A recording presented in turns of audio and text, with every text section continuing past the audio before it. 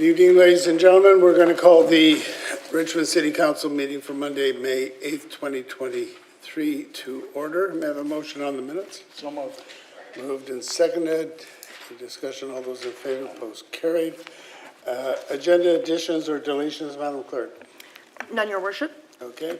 So we'll start off with a presentation from Katie Feng, who is the CAO of the BCRPA, to present the Facility Excellence Award to Council. Please come on forward.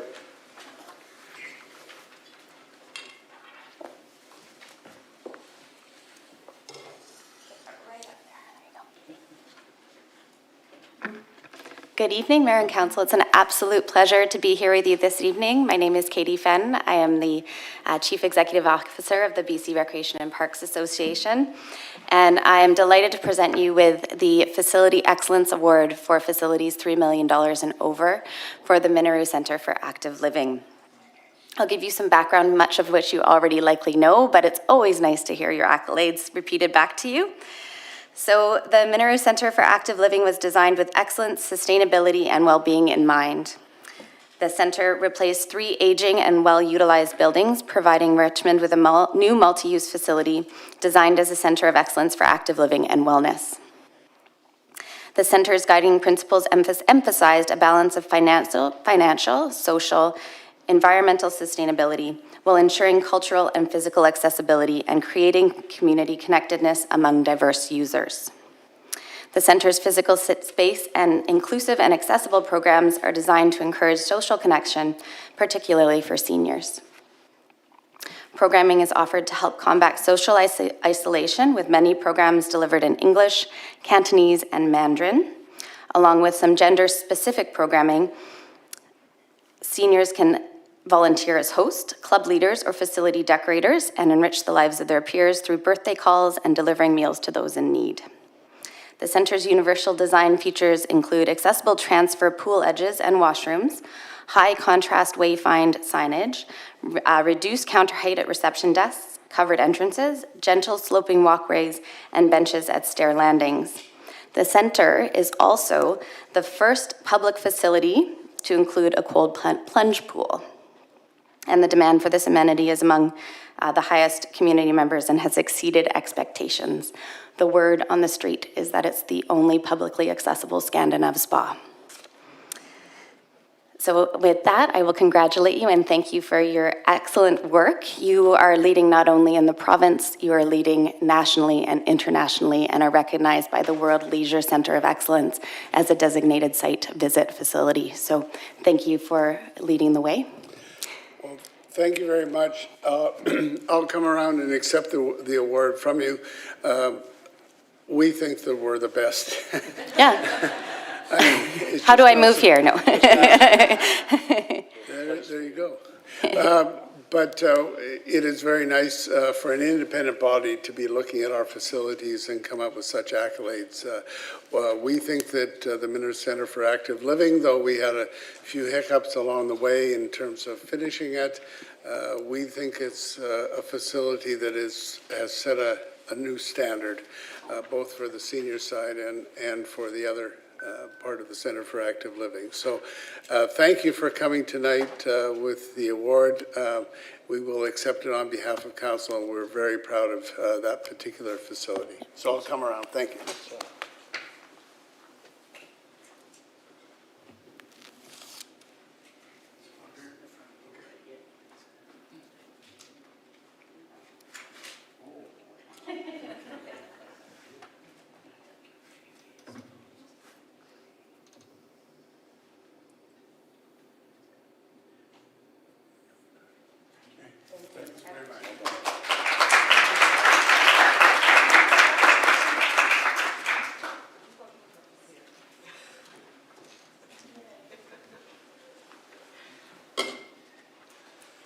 So with that, we'll move adjournment. How's that? Good way to start.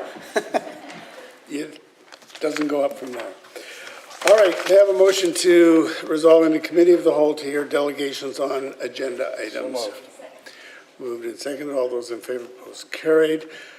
Before we get into the delegations, I would like to ask staff to make a brief summary as to item number 9, which is the Lansdowne Park matter, and the limits of what we can hear from the public tonight. Thank you, Your Worship. Prior to receiving any delegations on agenda topics, I would just like to advise council and members of the public that any delegations on item number 9 on tonight's agenda must focus on Lansdowne Major Park and open space guiding principles. The reason for this is the public hearing for the Lansdowne Master Land Use Plan has been concluded, and the associated OCP amendment bylaw is currently sitting at third reading. As such, delegations are not permitted on material items to the OCP amendment, which includes the amount and distribution of parkland on site, the on-site transportation network, and the overall land use and density for the subject site. All right, thank you.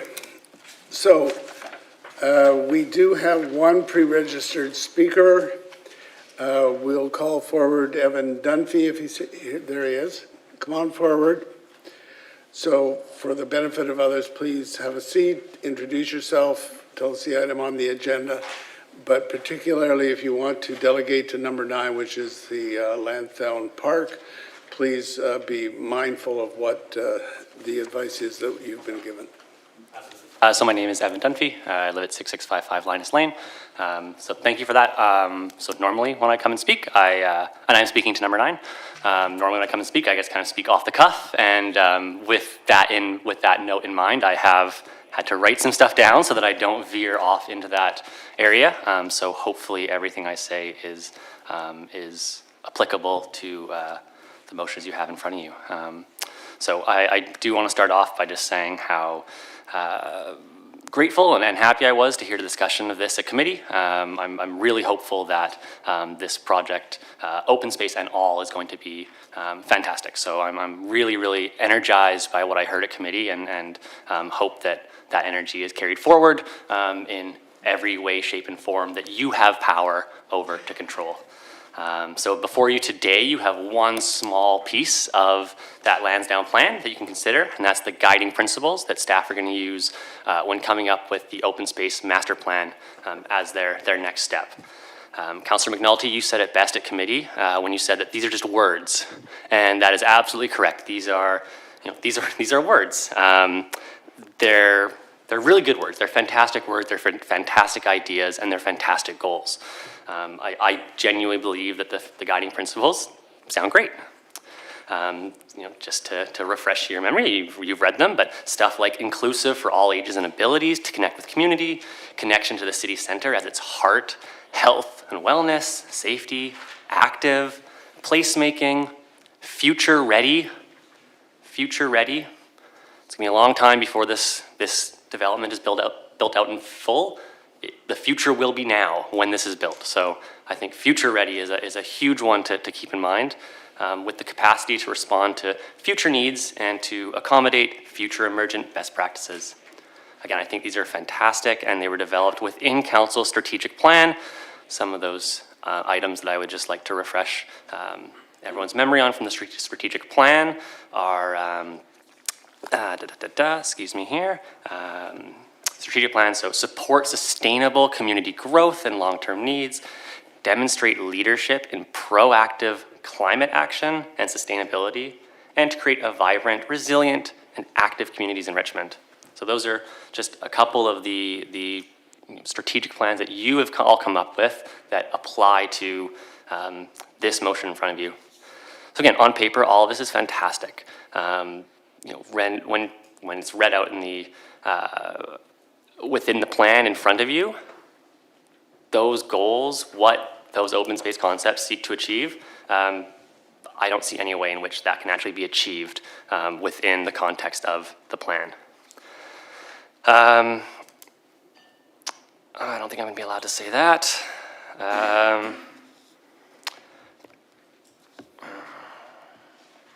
So I'm trying to be very mindful of what I can and can't say. So, these are great goals within the confines of the plan that you see on CNCL 110, which have some new nice coloring to them, I'll admit, since committee. But I can't honestly see the possibility of a future-ready, inclusive, safe, sustainable community fit for 2050 when I look at that plan. I don't think you do either, from what I heard at committee. There's a lot of interest shown. And I think one thing that you could do today to help guide those principles into the next step, to give staff a little bit more direction when they go to make the master plan open space, the open space master plan, would be to simply add a guiding principle that pedestrians, people are prioritized. You know, there's a lot of great words in those guiding principles, but none of them amount, in my opinion, to putting pedestrians first.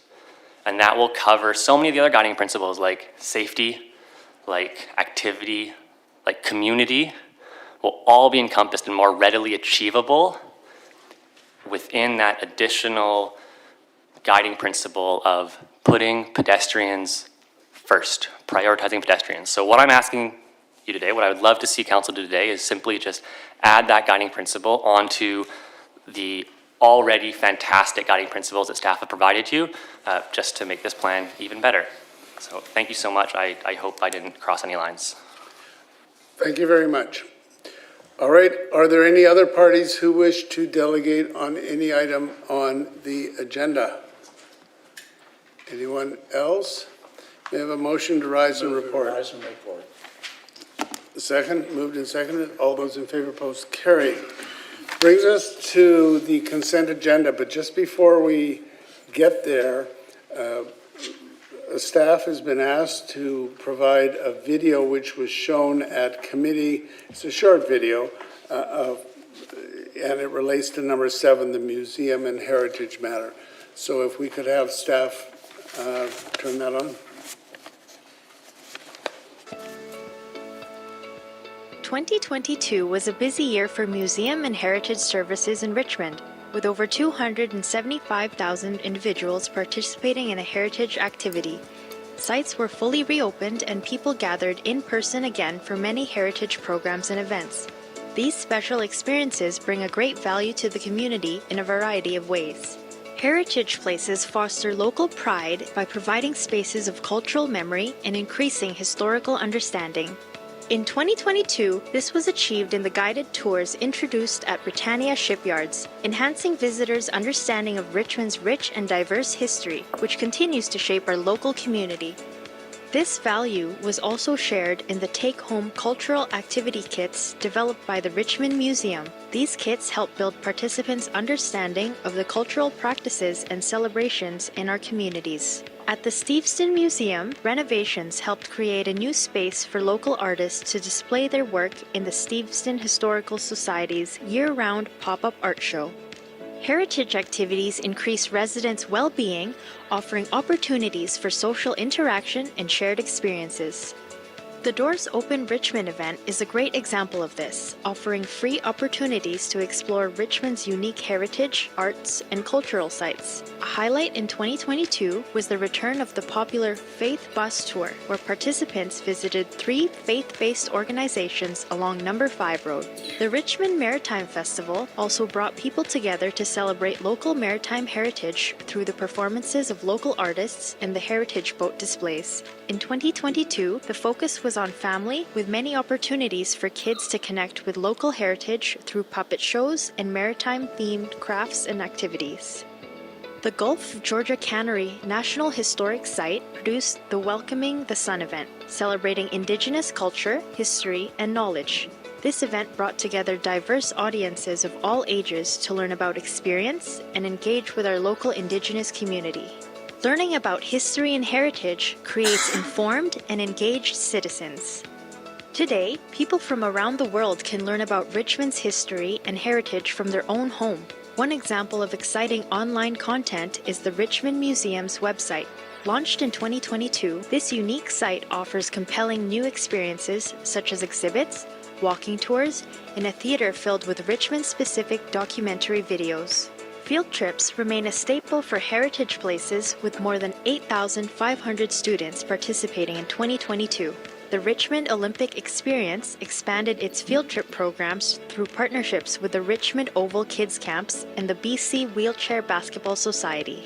Preserving and caring for heritage objects and stories reduces isolation among seniors by valuing their past and offering opportunities to share it with others.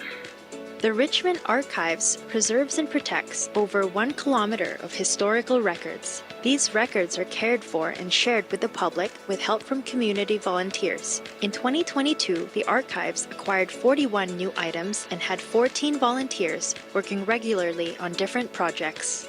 In 2022, the City of Richmond added 380 new objects to its collection of artifacts with historical, social, and/or cultural significance to the community of Richmond. One highlight was the donation of 2 Cantonese opera costumes from a Richmond performer who showed staff how to correctly wear them in preparation for the Arts Live Here exhibit. Participating in heritage stewardship activities increases individuals' sense of belonging to a community.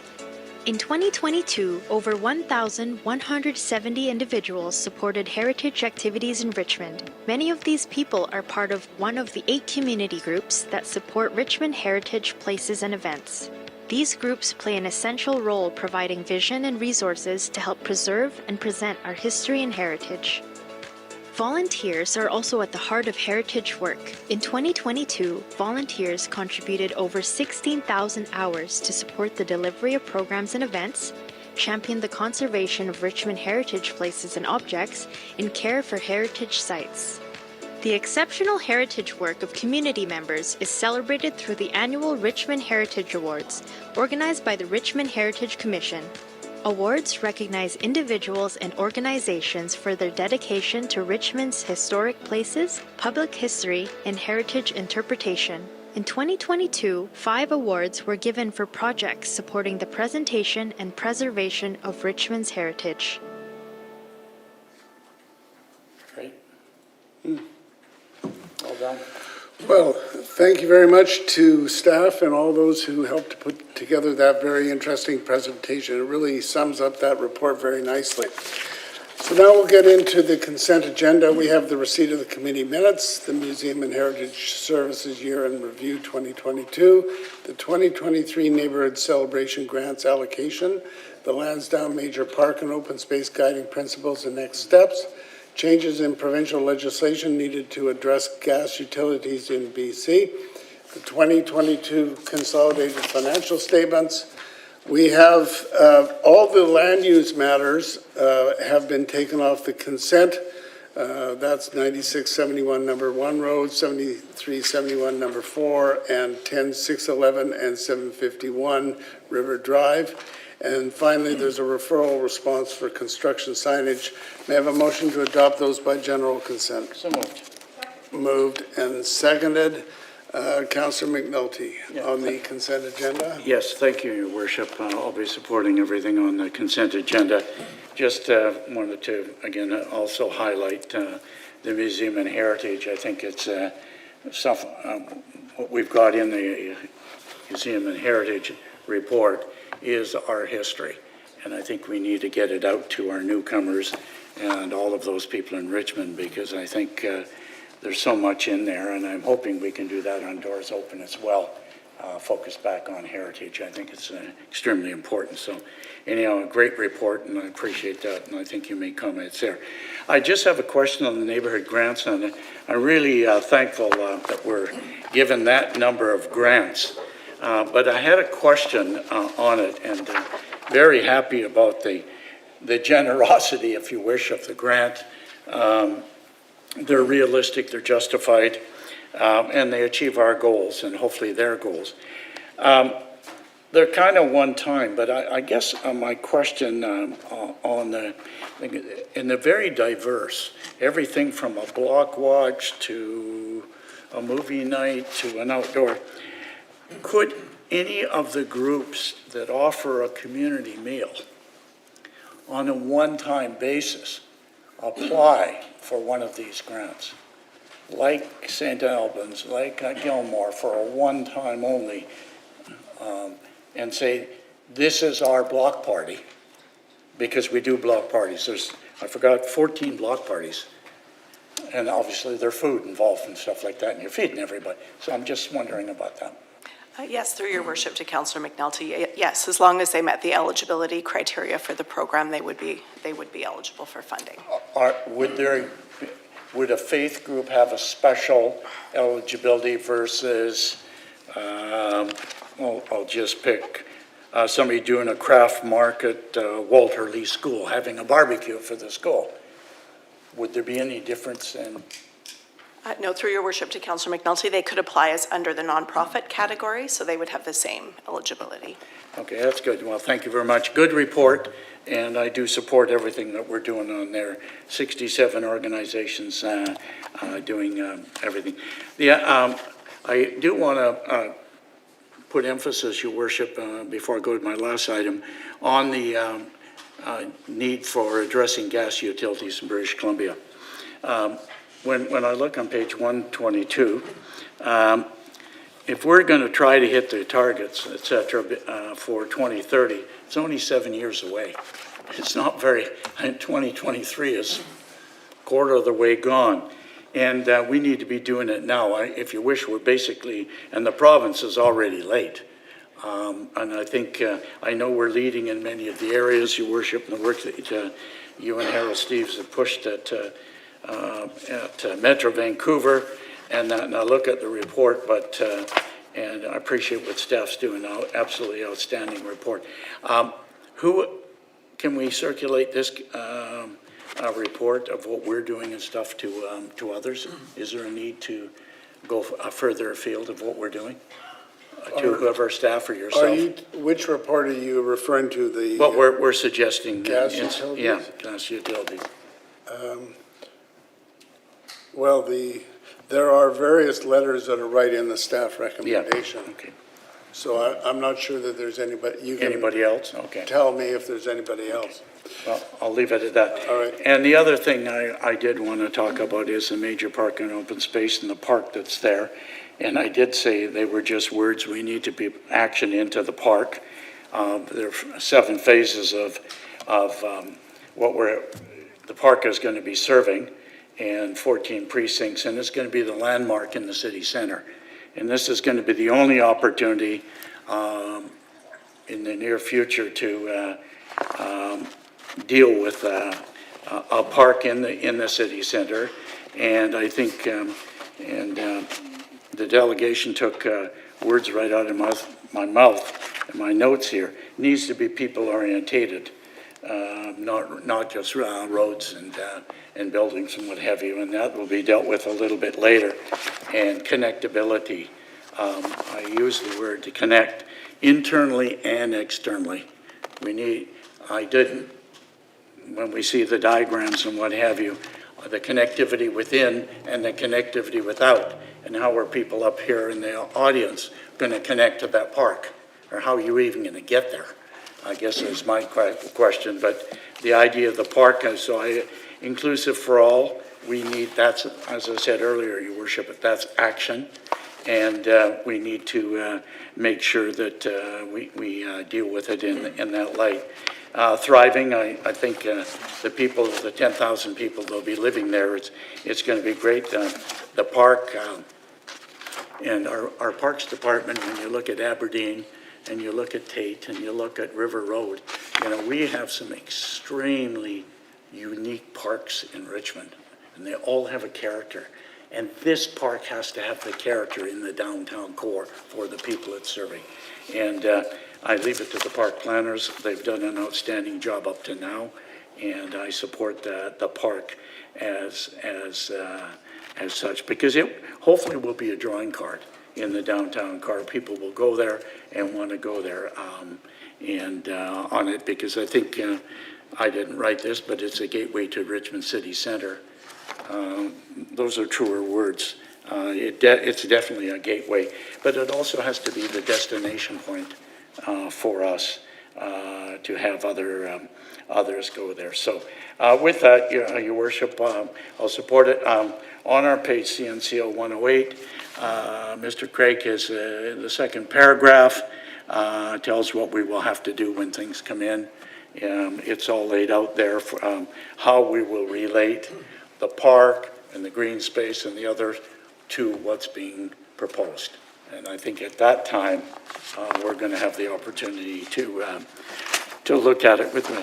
And the one other thing I would like to see is an open house on this whole development park at City Hall, like how we've had open houses downstairs where people come in and the boards are there and you see all that, because this is a huge development and we're not going to see anything like this for some time to come in its, and especially while we have the opportunity to massage it and nurture it along. So with that, Your Worship, I'll be supporting everything. And the forwards that are there. I just want to remind, on the park plan, the next phase contains things like development of draft master plan, concept options, stakeholder and community consultation, and public engagement. So that's where I'd like to see that will open be house taken care of. And also, I just want to remind, before we get into further council speakers, what the admonitions that have been given by our staff as to what, for Lansdowne, what we can speak about. So please limit your comments to the park and the park values and the guiding principles to the extent you address that item. Councillor Wolf.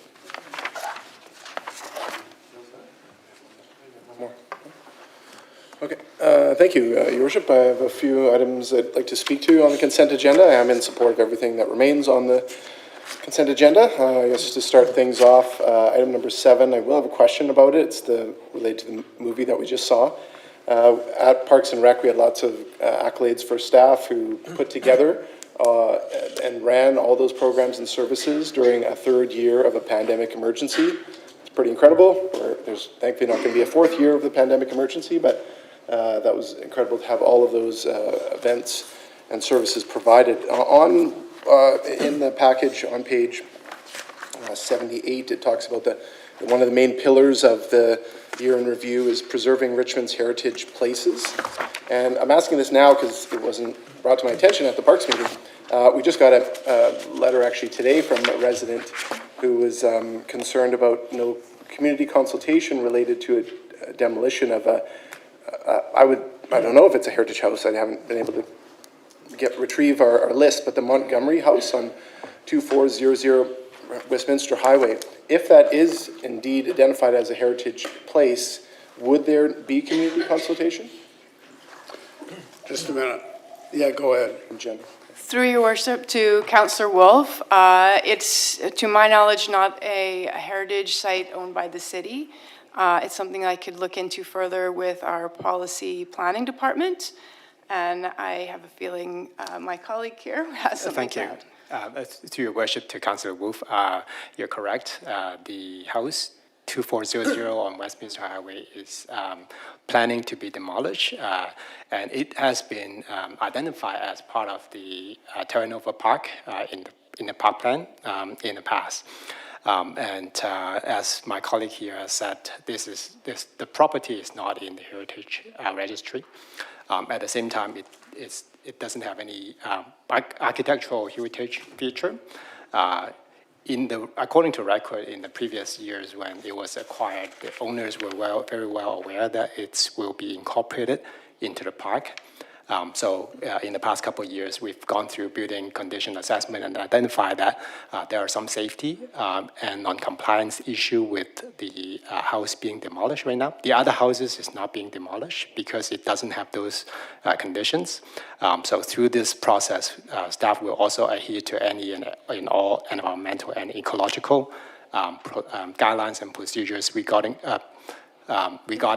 tree removal, etc., to make sure that wildlife impact is kept to the minimum as well.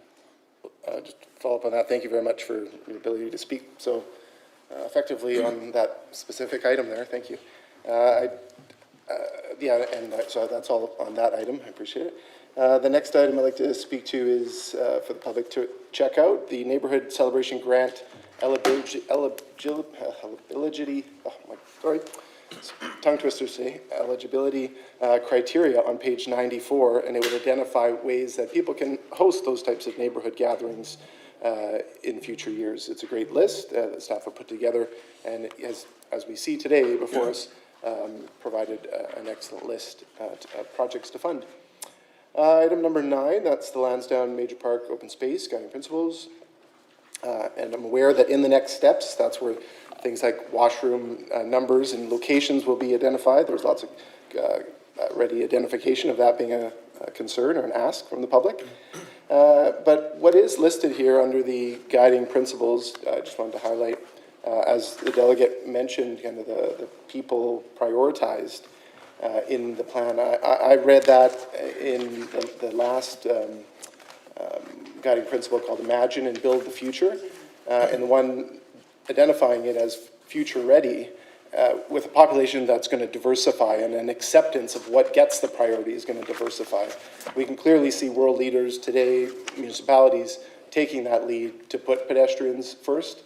It just hasn't come here yet, and it very well may be that this guiding principle leads us to that as this builds out. And the last part of it is the prepared to innovate and the trends. I think that is the trend that is coming, and how it gets worded or captured, I think the staff have done it. And in addition to that, on that item, I just actually had one question to staff, which I think fits this description.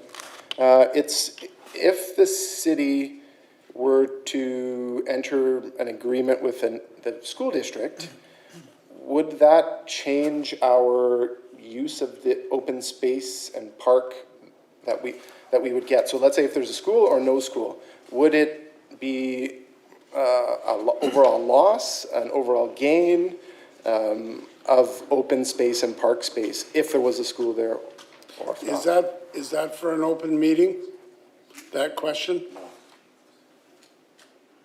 Mr. Craig? Through your worship, in terms of the OCP amendment on Lansdowne, it did identify 4 potential school site locations. The school board would be responsible for acquiring any of those locations. In terms of the nature of Councillor Wolf's question, I believe that is best answered by park staff and the agreement for co-location of city park and school use. But is it for open meeting? Through your worship, on that issue, my advice would be that it would not be, and that the question should focus, and the clarification should focus on the guiding principles, not the land use with respect to the matter that's already at third reading. Thank you. Okay, great, thanks for clarifying that. Then, yeah, just to follow up there, I guess it would go back to the guiding principle, inclusive for all, including the school if they're part of the partnership, but you don't need to answer it further today.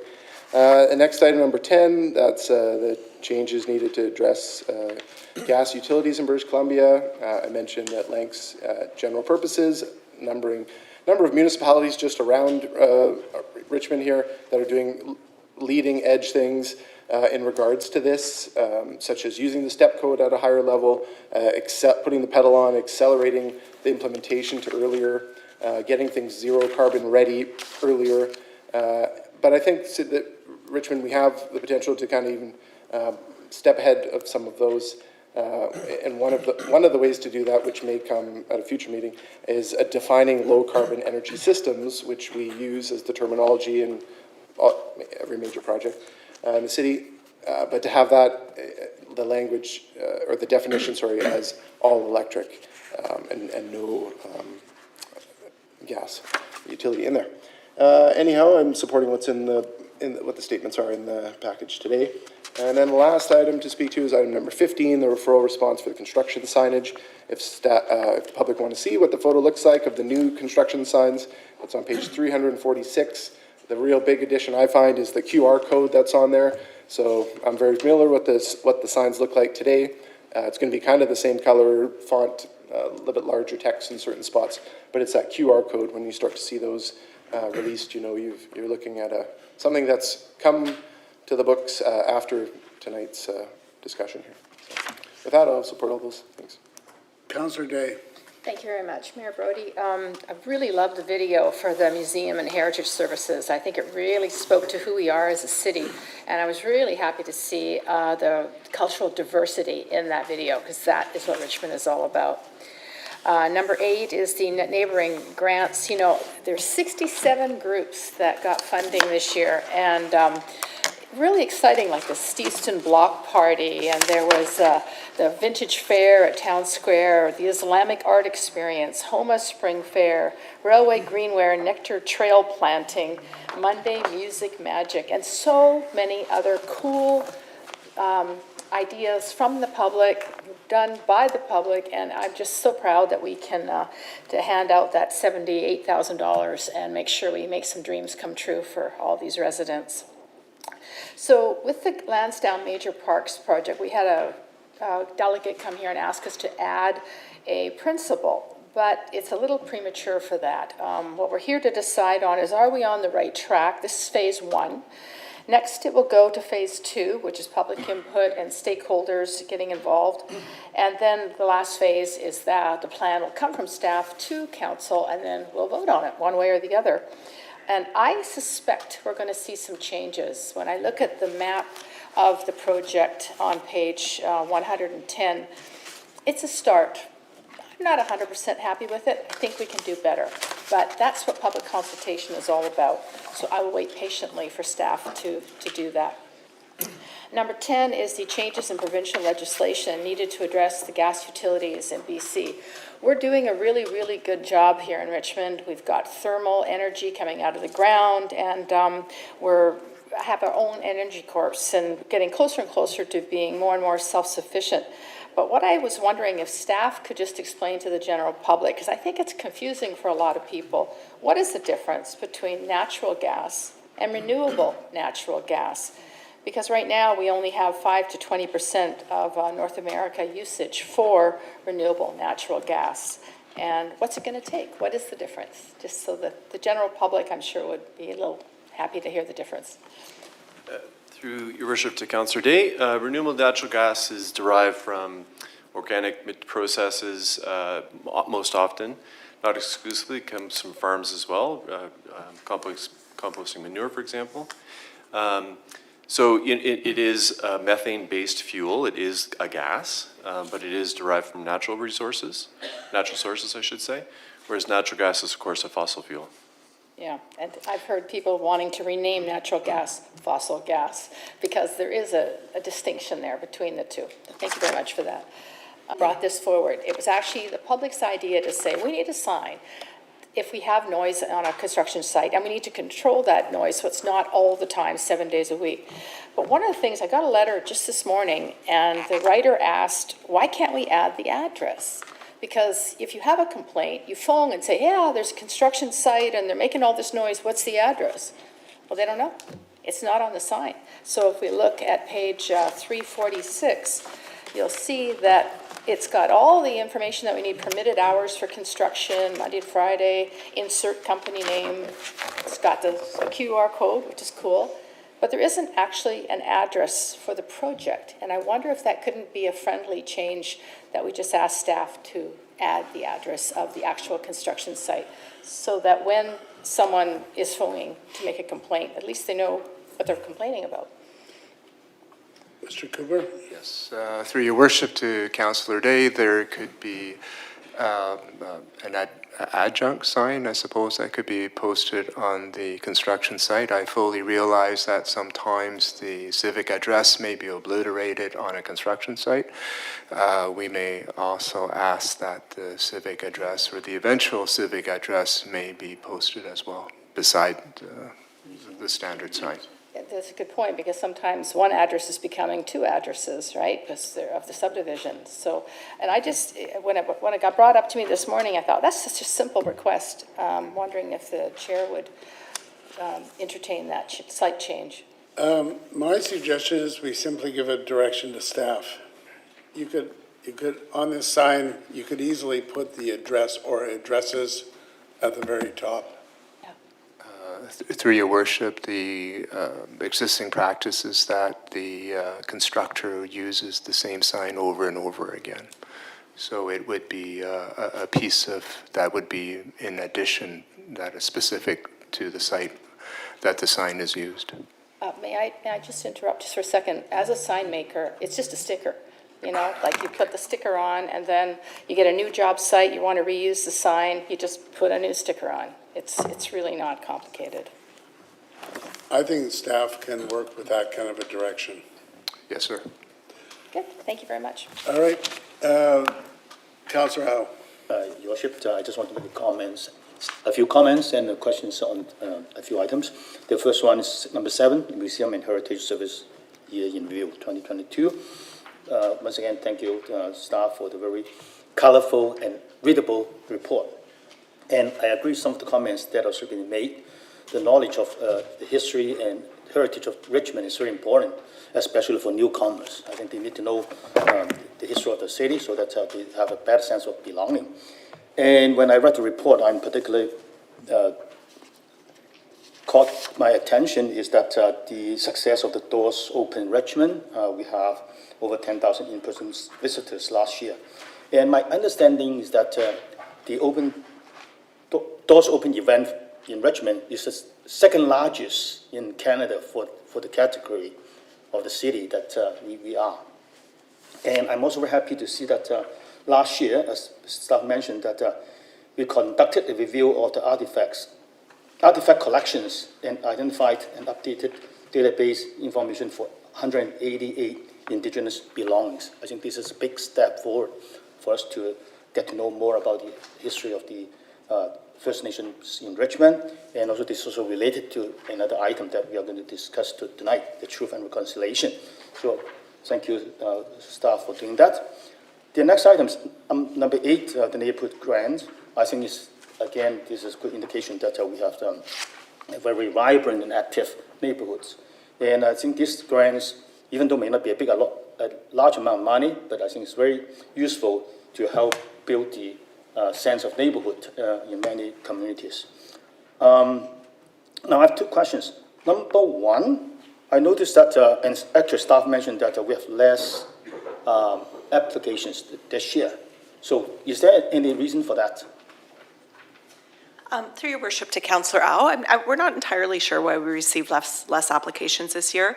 I think one of the things to note is that we received less applications, but more of the applicants were successful. So I think last year in 2022, it was closer to the execution date. We had more people apply, some of whom weren't eligible, and some who were unable to deliver their event, given the timeline. Okay, and I understand that we also have a large percentage of returning applicants, right? Yes, yes. Okay. Now, and for the those people who are not successful, I understand that many of them actually they are better suitable for another categories, and that's why they are not qualified for this one, but they are successful in other groups. Yes, through your worship to Councillor Au, that's correct. For example, one was a mural project, so we were able to refer them to our mural program. Okay, my last question on this item is that now staff mentioned that the applicants have to furnish a report afterwards. So in the past, do we ever seen any people who could not provide a report and become disqualified for the future? Yes, through your worship to Councillor Au, we did have several recipients last year who did not provide a report, so they would not be eligible for a grant going forward until they provided that report. So is it forever or just for a number of years? Through your worship to Councillor Au, they would not be eligible until they've submitted the report. So if they were to submit it next year, prior to next year's process, then they would be eligible again. Very good, thank you. So the next item is number 9, the Lansdowne Major Park and Open Space Guiding Principle and Next Steps. And again, I support everything, and I think the principles are well laid out. But among all those guiding principles, I think a few of them, to me, are more important than the others, such as, under the category of connectedness. I think inclusion is very important. And I think the other thing which is important is the sense of safety. I think we may have a very nice park and all kinds of facilities, but if people do not feel safe to use the space, I think that will be very, very unfortunate. And I also like the future ready as one of the items that I think the company is changing. I think we have to be ready for the changes. I have two questions. Actually, one suggestion and one question. If you go to CNCL 111, I think some of the color codes can be better. You know, for example, the third one on the top, celebrate. I think the colors are so closed. Sometimes it's difficult to identify. Like 16% and 70% on the top left. So I think it can be confusing to know which percentage refers to what kind of results. So I think perhaps, you know, we can change some of the colors so that it can be easier to read. And my final question is on page CNCL 112. Now, some of the ideas is that covered outdoor space, picnic areas. Are they talking about covered picnic areas, or are we talking about two different items, covered outdoor space and picnic areas? Through your worship to Councillor Au, those were two separate ideas. So covered outdoor space is one, and then picnic areas was another separate idea. Okay, good. So my follow-up question is, how many parks in Richmond that we have covered outdoor space? Through your worship to Councillor Au, I don't know off the top of my head. We do have a dedicated website that talks about the varied covered outdoor spaces in the city, but I don't know the exact number. Okay, very good. I think since people raise it, I think probably there's a need for it. So thank you very much. So, Your Worship, I'm going to support everything on the consent agenda. Okay. So with that, we're going to call the question then on the consent agenda. All those in favor? Any opposed? That is carried. So that brings us to the items taken off the consent agenda. We'll start with item 12, then 13, then 14. We'll go to Councillor McNulty if you want to press your button as Chair of Planning to introduce those. Go ahead. Thank you, Your Worship. Item 12 is an application by Bradley Dorr for the rezoning at 9671 Number 1 Road from single detached RS1E zone to a compact detached RC2 zone, and it'd be introduced and given first reading, and I would so move. Okay, moved and seconded. Go ahead if you wish. Well, Your Worship, this is a straightforward creating two single-family lots with a vehicle access from the rear. It's one of those that we do every other week, and it provides two extra housing. There's nothing particular. They met all the statutes that are required to proceed on to public hearing next month. Councillor Galanders. Thank you, Your Worship. I took this off the consent agenda because I'm hoping to have a slight amendment. When looking at the trees, this is in my neighborhood, so I'm very familiar with this property, and the entire frontage of the property has western red cedar trees for the most part. And I'm, really happy to see that tree number 2 and the southeast corner and tree numbers 59 and 60 are being retained on the southwest and northwest corners. With regards to, I have a question, if somebody can answer questions about the trees. So regarding the tree number 2. What page are you referring to? Sorry, page number 242. There's just a tiny little symbols. You can see the tree number 2 in red there, or number 52, tree number 52 on the southwest corner. So that's where it's a multi-stalked cedar tree. Is that right? So you're considering all those multi-stalks as one tree, or are they only keeping one part of the multi-stalks of trees?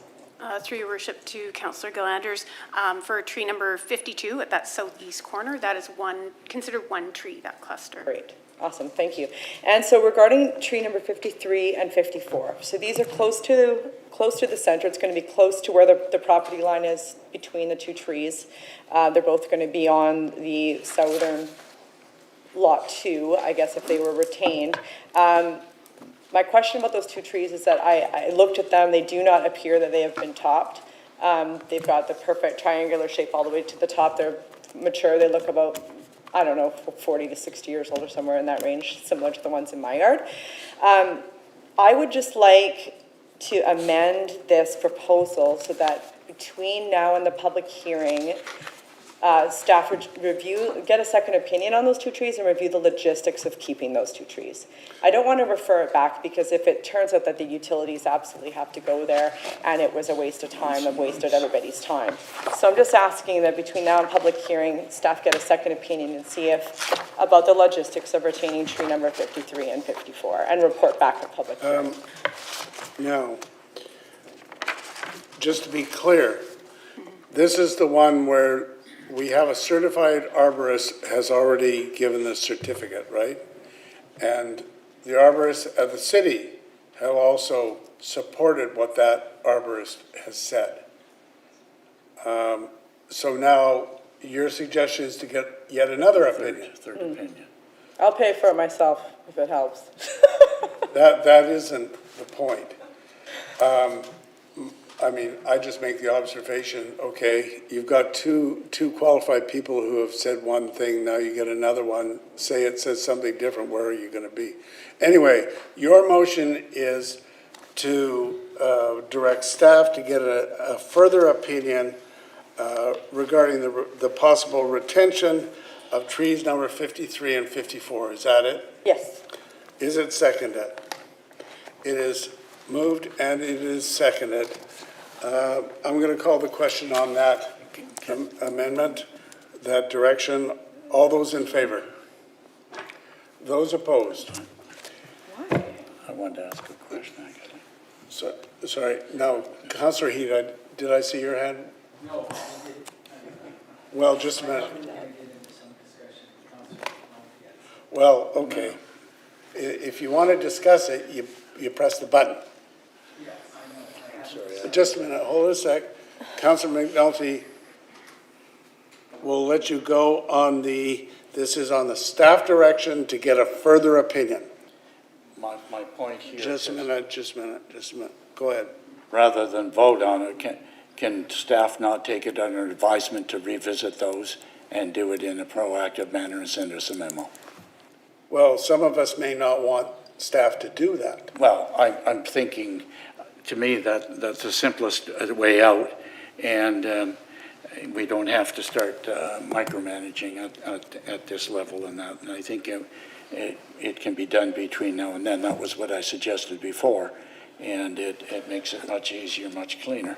Well, the Because motion has been... if we lose it, it goes back to planning committee, and the developer now is another 6 months or a year behind. No, Wait a minute, just a be minute. careful. Just a minute. The suggestion is to direct staff to get a further opinion. If that is voted down, then there's not going to be another opinion, and we deal with it on its merits tonight, and it goes to public hearing if it passes. Okay, I have no problem relooking at it, Okay. but not in this manner. Okay, so I'll go to Councillor Heed only on this direction.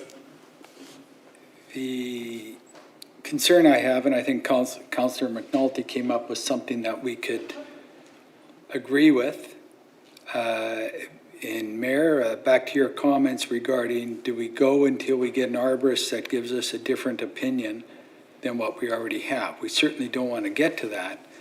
And I think and Councillor Galanders, she lives in that area, her and I have spoken about this. I think she's got merit, what she wants to say. She's certainly wants to keep 50, 65-year-old trees, and I think that's good. The concern I have is with respect to getting another arborist report, and that's the difficulty I'm having on this particular one. And I agree, it should be, we've got qualified staff here. I think they could review it, look at it, come up with something which may support the 2 arborist reports, or just look at some other area that we need to investigate this at further. And that's my difficulty, Chair.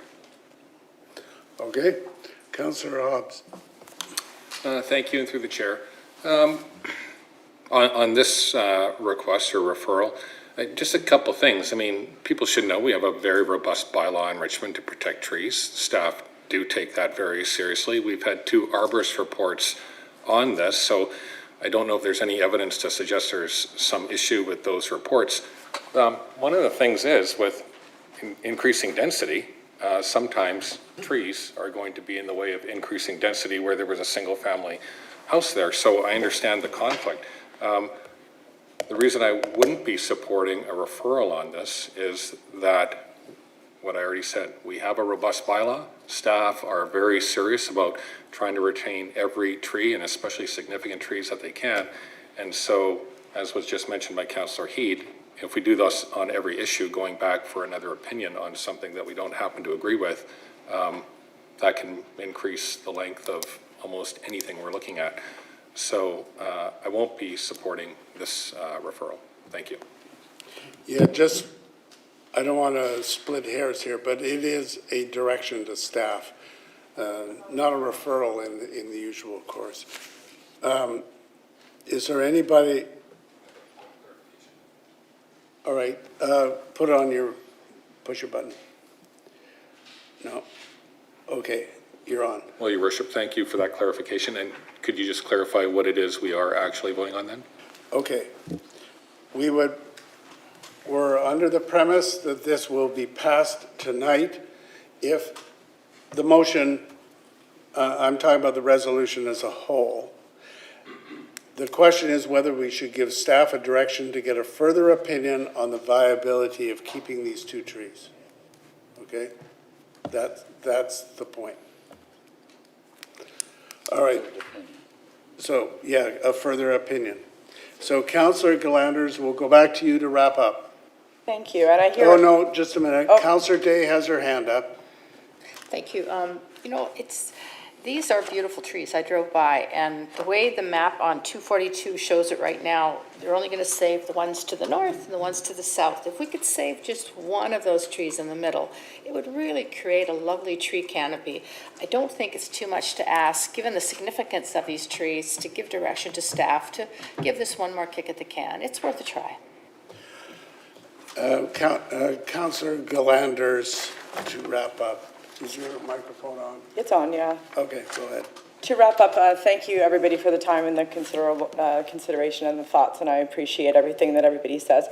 And yeah, and just to, that having a tree like that in the middle, I think the future residents of those houses would really appreciate the noise buffer from the road and the coolness that the trees will provide. So, and the reason... This is on getting a further opinion. Yeah. And just to address some of the comments about, getting a second arborist report and all of that, it's because these 5 trees on the report were kind of lumped together as being either poorly sparse, maybe previously topped, and possibly also conflicting with the utility corridor is why I'm asking for the second opinion. It didn't say that those 2 specifically were in poor condition.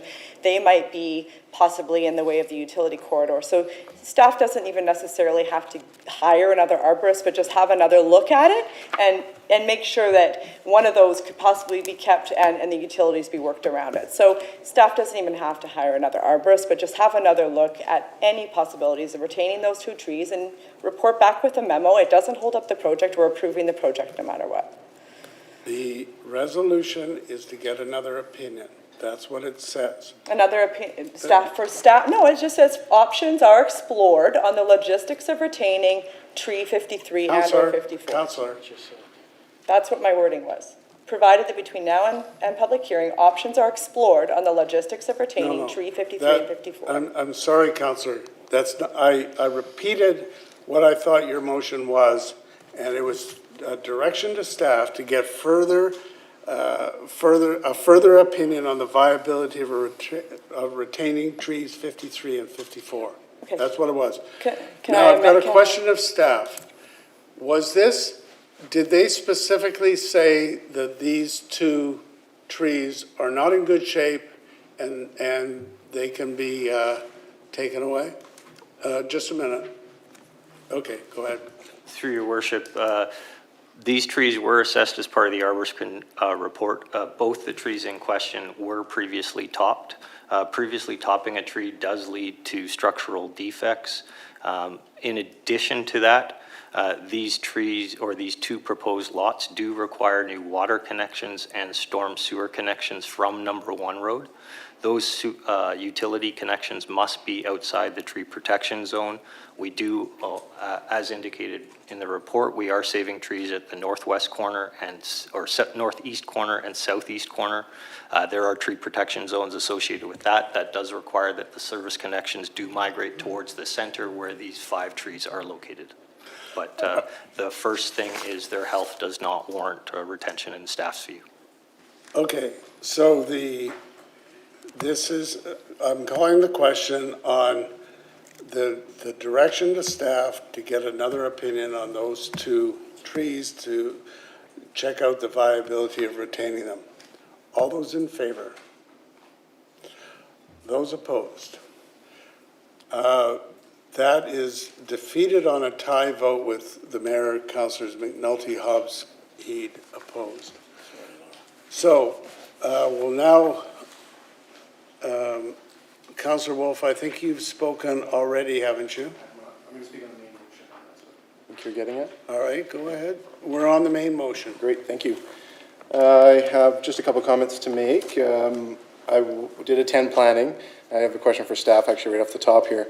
So I note when I checked out the front of this property, there's no driveway. It's like a backyard in the front yard. And there's no plans for that. It's going to have lane access. I guess my first 2 questions. Is there utilities available through the lane? Through your worship, Just a minute. Go ahead. Through your worship to Councillor Wolf, no, there is no water line in the lane. The water connection must be off number 1 road. There is drainage in the lane, however, it is specific to the lane. All the single-family lots on number 1 road have drainage connections to the sanitary or the storm sewer on number 1 road. Thank you. And my follow-up through the chair to staff is, looking at the page 242, the tree loss area, does access to the utilities need to be that wide? And does it have to come off at a certain spot, or can it be chosen where it gets brought into the property line? Through your worship to Councillor Wolf, there is flexibility in terms of the location of those utility connections. As indicated, the first response or first criteria for retaining trees is the existing health and structure. It is that condition primarily that is resulting in the recommendation that they be removed. Okay, thank you. My comment then on this one, I'm going to be voting in opposition on this one for two reasons, if not more. The first one is just the numbers. They're saving 3 trees, but we're losing 8. They should be replanting 16, but they're only putting 3 on site, according to our robust bylaw. So I am not in support of that aspect of it. I also feel that even if a tree is identified as what it's identified as, that's fine. It doesn't mean it has to be removed, especially if it's in an area that is going to be used as a yard with probably grass under it. And it's a significant stand that's there intact. So that's why I'm opposed. Thanks. Councillor Day. Thank you very much, Mayor Brody. So the driveway's in the rear of the lane, and it's quite a wide lot. I mean, you've got a lot of place, and Mr. Craig just said that there is some flexibility on where the services can be hooked up. So it seems to me that it would make sense to be flexible on that hookup and do what you can to save whatever trees. It's not a deal breaker for me, but it just seems like the logical thing. If you can save them, save them. My question is, there's 2 suites, one in each new house, and I just want to confirm there's no sun decks that will be overlooking the neighbors.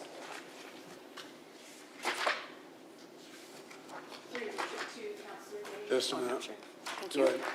Through your worship to Councillor Day, we do not have design control over the single-family form of housing. There will also be, with the compact lot form, there's also a garage in the rear, which would act as a bit of a buffer between the home and the properties across the lane. That's great, because I know we've had coach houses where people literally sit on their balcony looking straight down and the neighbor on the other side of the lane. So I'm happy to hear that it won't impose on the neighbors. Thank you very much. All right, with that, we're going to call the question then on the motion. All those in favor? Those opposed? That's carried with Councillors Galander and Wolf opposed. Going back to Councillor McNulty, if you want to push a button there, Councillor. Thank you. We'll recognize you to introduce. And the just a next minute. item, Your Worship, on the agenda is an application by Forgier Architect and Company for review zoning at 7371 Number 4 Road for a single detached RS1F zone to the medium-density townhouses, which is RTM2 zone. And it is to be introduced and give first reading, and I would so move. Moved and seconded. Did you want to introduce? Yeah, I do, Your Worship. This, again, follows all the statutes, but, we talk about a housing crisis and what have you. This gives us an opportunity, although I'm not a favor of townhouses, but 19 more units into the community, which includes 2 secondary suites. And also in this one, you have vehicle access from General Curry. And it is actually a very good development. It fits in quite nicely with it. It follows all the statutes. We've got our energy step code in it. We've got accessibility. We've got public art. There was the signage for consultation was on the property. We haven't heard anything on it. And so the layout is quite good. So I think good report, and I feel it should go forward. Councillor Glanders. Thank you, Your Worship. There's a lot of great things going on this development. For example, they're saving several western red cedar trees, including 2 significant trees. And some of those saving those trees is going to require the building envelope to be modified and special measures to be utilized. So I appreciate all the effort that went into that. I just want to point out it's difficult when we're developing a site like this because it's just such a huge ecological change to the neighborhood and all of the species that rely on the trees that are on the site and shrubs. For example, the trees that we're losing on this site are all of the cherry and apple trees on the site. There's too many to count cherry trees, 1, 2, 3, 4, 5, 6, 7, 8, 9, and an apple tree, a mountain ash tree. So it's and pink flowering dogwood. Every single flowering fruit tree on this site is being removed, and it's not because they're in the way of construction, and it's not because they're in the way of driveways. It's just, they might have sparse canopy or they're not nice. And I just want to point out that old fruit trees are such an incredible asset and such an interesting feature, and some of the most amazing places that we go to in this province to visit, like the Laughing Oyster in Desolation Sound, for example, has this 100-year-old cherry tree that's just, there's a plaque on it, and it's just so interesting, and they get really funky when they're older, and it can be a really nice asset and a nice feature, and I just think we have to be mindful also that if we're taking down every single flowering tree on this site, which we are, there's birds and bumblebees and everything that nest in the area because that food is available every spring. So I am, again, proposing an amendment. It will not hold up the project in any way. I'm just asking that staff ask the developer to look at the cherry trees and the mountain ash trees, all the flowering trees, and consider keeping some of those so that there's just some consistency of some flowers that are going to remain on the site. And they could be in the form of a memo or just report back at public hearing that they decided to keep 3 of the cherry trees or whatever. Is that clear enough or too vague? Well, where'd Mr. Craig go? There you go. I think that kind of thing is less formal than the previous one where we were actually getting an opinion. I mean, you could have that kind of a discussion you could just have it, right? Do you need a formal amendment or direction to do that? Through your worship, we do take careful consideration to all trees on site. I will say that as a starting point. Having said that, we're happy to take another look through the development permit to see if there's any additional trees that can be retained. We can have further discussions with the applicant between now and public hearing and update council at the public hearing. All right, but Thank you. others can disagree if you want, but it sounds like we should always be open to that kind of a discussion. So if staff could simply take that under advisement, see where we go. All right. Councillor Wolf. Thank you, Your Worship. Just a couple comments. I don't know if I think I'll resist a question on this one. Looking at the tree map, there's kind of two good ones to look at. The 278 and then the 279 shows it with the trees removed. So it's kind of a before and after if you flip the page here. I want to compliment the city in working with the developers on this one. I've been interested in this site for a long time. I've traveled down Fort Road my whole life. And I've always wondered what this great treed corner would become. Maybe a park. I guess there's park needs met with other sites, so this didn't become a park. But the way it's being accessed, which is off of General Curry, not too close to the corner, that makes a lot of sense, and then it zigzags through the center way there. And the route in also, it does take out trees, but it takes out 3 or 4 of the trees that Councillor Glanders was just talking about, sadly. But it allows for the retention of some of the larger specimens to the right and left of it. So I appreciate the work done there. I also like how there's like the variety in the types of buildings. I think there could even be more done. I do like seeing the open space all there where it's located. But perhaps open space could be elsewhere too, and have that allowed for a little bit more trees be saved, especially maybe 12. But if I could just go back to the numbers before I mention that I'm not going to be in support of this. There are 12 trees that are going to be saved, but 28 are going to be lost. So it's considerably a lot more than the last item, which was 8. They should be replanting 60. Including 3 large trees because of the significant trees being removed. But they're only putting 32 on site. So again, our robust bylaw works for some, not for others. In this case, not for the trees. So I won't be in support of it. Thanks. Councillor Day. Thank you very much, Mayor Brody. My questions are a little bit different. On page 252, in the second paragraph, it says the applicant must register SRW for title for public right of passage over the entire drive aisle. And if anybody wants to know what that looks like, it's actually on the map of the driveway. I've lost it. It's in the report, and it shows that there's going to be obviously an access to all these townhouses from General Curry. And then down the road, when the property to the north, I believe, gets developed, then they will access their townhouses from this property.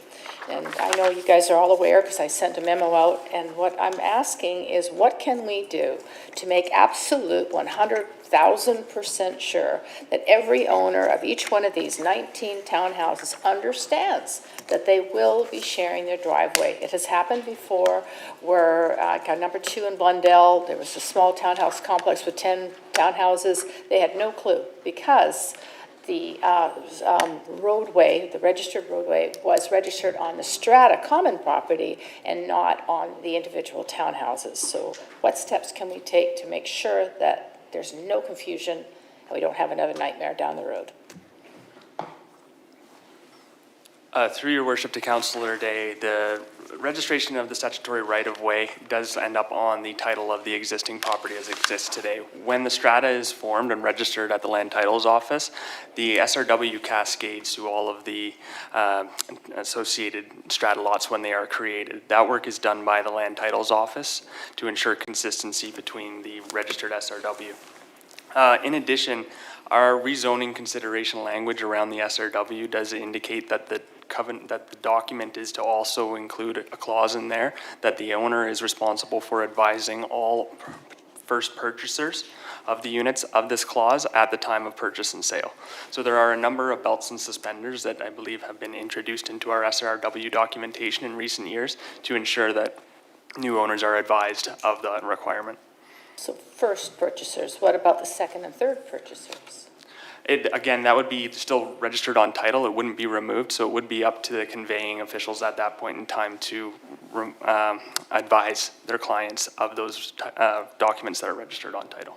So I sent out a memo earlier. I had spoken to a well-established developer here in Richmond who said that as part of their development process, they have to register with the province of British Columbia a developer's disclosure statement. It's a very big document. It's like 30 or 40 pages long. Is there any reason we couldn't attach that statement, given that it's already going to be written by the developer to these individual properties? Through your worship to Councillor Day, in reviewing the documents that are submitted to REDMA, that would require additional staff time and resources in order to review that documentation, ask the developers to submit it, and then have staff review, and then send it back to the developer to confirm that that has been done. Yes. Yeah, I think we should do everything we can so there isn't confusion, because we might not all be here 10 years from now when that next development comes through. And I am very happy to also see on page 252 that the applicant has agreed to register a restrictive covenant on the title prior to final adoption, prohibiting the imposition of any strata bylaw that would prohibit any residential dwelling from being rented. That's brilliant. I'm really glad that you saw forward to do that, because down the road, you know, people's lives change, and if they have to sell it because they can't rent it because something in their life has changed, they can no longer be forced to have to move because they can't rent it. So I'm happy about that. I'm also really happy that there's going to be 2 suites in here. So really it's 21 units, isn't it? Because you've got the 19 townhouses and then 2 suites in 2 of them. So yeah, okay, let's do everything we can to make sure we cross our T's and dot our I's. Thank you. Well, just a minute with staff. Based on the discussion that has taken place over the registration of the right-of-way or the easement, that's on title, right? So therefore, when the conveyance is done, whether it's the first one or the second or third or fourth, they're going to know, if they're properly represented by council, they're going to know about that easement or the right-of-way. Through your worship, that's correct. Okay. And so I'm suggesting that further registration of that is simply duplicating efforts. And I think that the problems we've had in the past, the subsequent purchasers never seem to know about that cross-access agreement or right-of-way. And that really probably means there's been a failure by the legal counsel in conveying title and making sure that that purchaser knows exactly what is on title. And or the realtor hasn't advised the purchaser. So I think that there's potential liability there, and if a purchaser isn't satisfied with it in due course, then they should seek remedies accordingly. Councillor Hobbs. Thank you, and through the chair. Thanks for the report and some of the answers you've provided. Just on the tree issue in particular, I agree with many of the points that were made about environmental issues and sustainability and the effect trees have on living things like these, for instance. What I'd like to know is, when a site like this in particular gets developed, and because the footprint of the dwelling, so to speak, is taking up more of the land than the previous dwelling, there's going to be an impact, obviously, on how much available space there is for trees. On a site like this, where they're not replacing it as per the ratio, that is because of what? Is because less of a footprint, and therefore they contribute how much money to the tree fund, essentially? Through your worship to Councillor Hobbs, in terms of replanting, we do look to maximize the planting on site. There's a number of things that need to be considered with that. One of the things is the right tree for the right space that is left on the site. So these trees that are replanted on site, they do mature with the development. They will grow and assume more space within the development. So there is a limitation on how many trees can be planted on a property before it becomes overplanted and therefore creates a future maintenance issue for the Strata Corporation that would live in the site. Where there is not an ability to plant the required 2-for-1 planting on site, the developer is required to provide a cash in lieu contribution for the city to undertake tree planting on city property. Over the past couple of years, those funds have been used to plant approximately 680 trees per year on city property elsewhere in the city. The current intent is that that number would be around 750 this year. Those trees are planted and maintained by the Parks Department. Well, thank you. You anticipated my second question. So my third question will be this. When trees are planted on city property, which I'm very much in favor of, to me it seems like there are some distinct advantages for the city and therefore for the public in maintaining the health and viability of those trees, and if anything goes wrong, actually in replacing them as well. Is that a fair comment? Through your worship to Councillor Hobbs, yes, I believe it is. Okay, thank you. All right, Councillor Al. Your Worship, I have no question on the application, but since the issue of easement being raised, and we know that that's a problem, and we know that the title registry cannot really guarantee that the subsequent owners of those units would be aware of the restriction.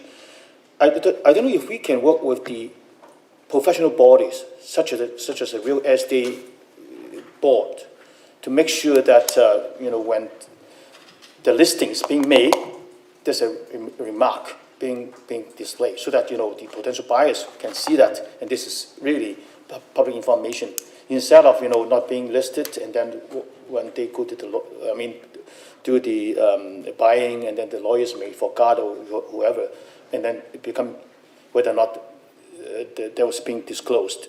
So perhaps instead of working with the registry, title registry, perhaps we can work with the professional bodies for real estate. I would like to ask a question of our lawyer.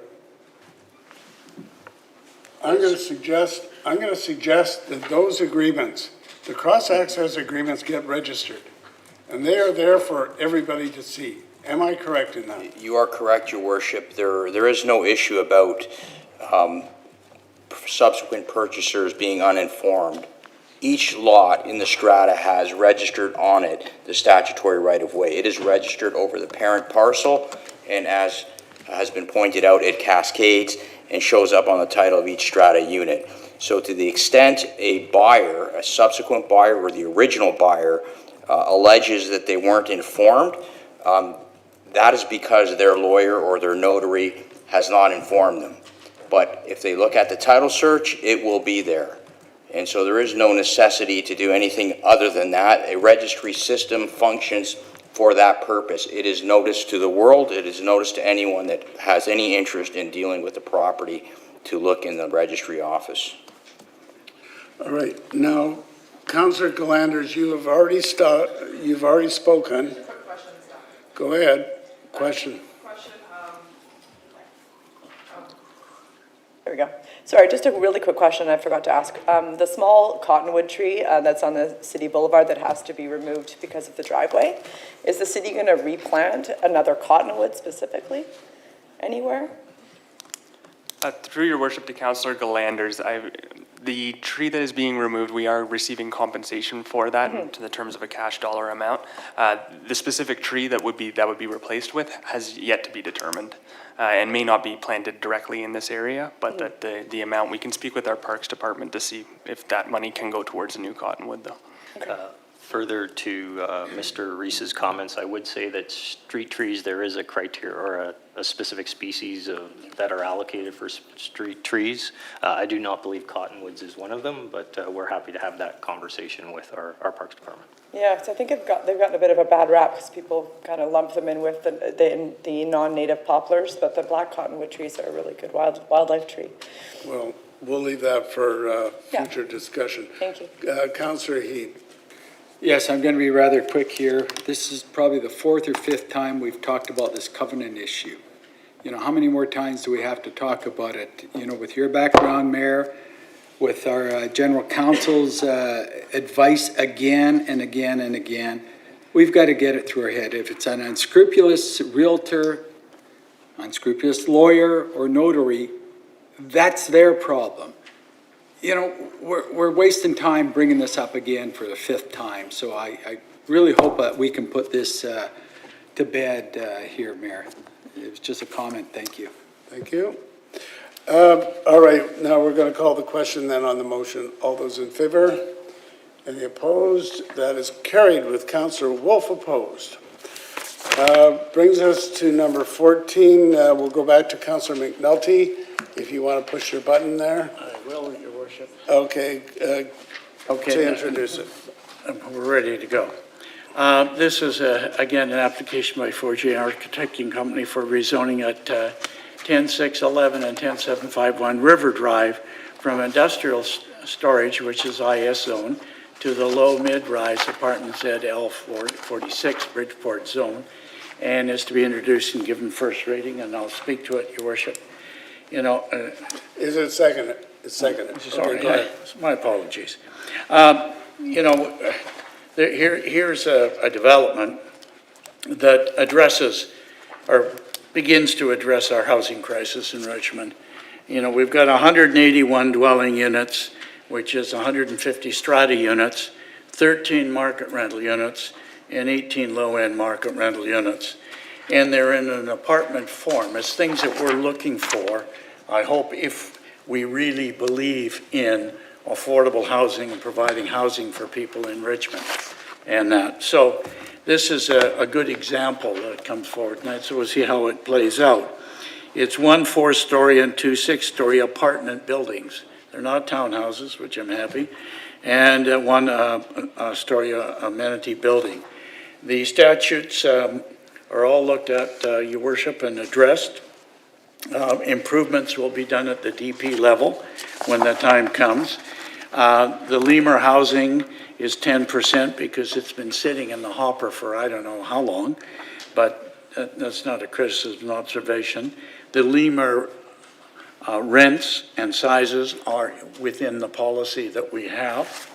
The market rental are in the same policy of what we have, and the other dwelling units fit the criteria. And also in the future development, when they do DP, Your Worship, they'll be dealing with the landscape and anything with regard to public walkways, road work, that kind of thing to go on. They'll look at the amenity space and negotiate that for these folks. The accessibility and sustainability.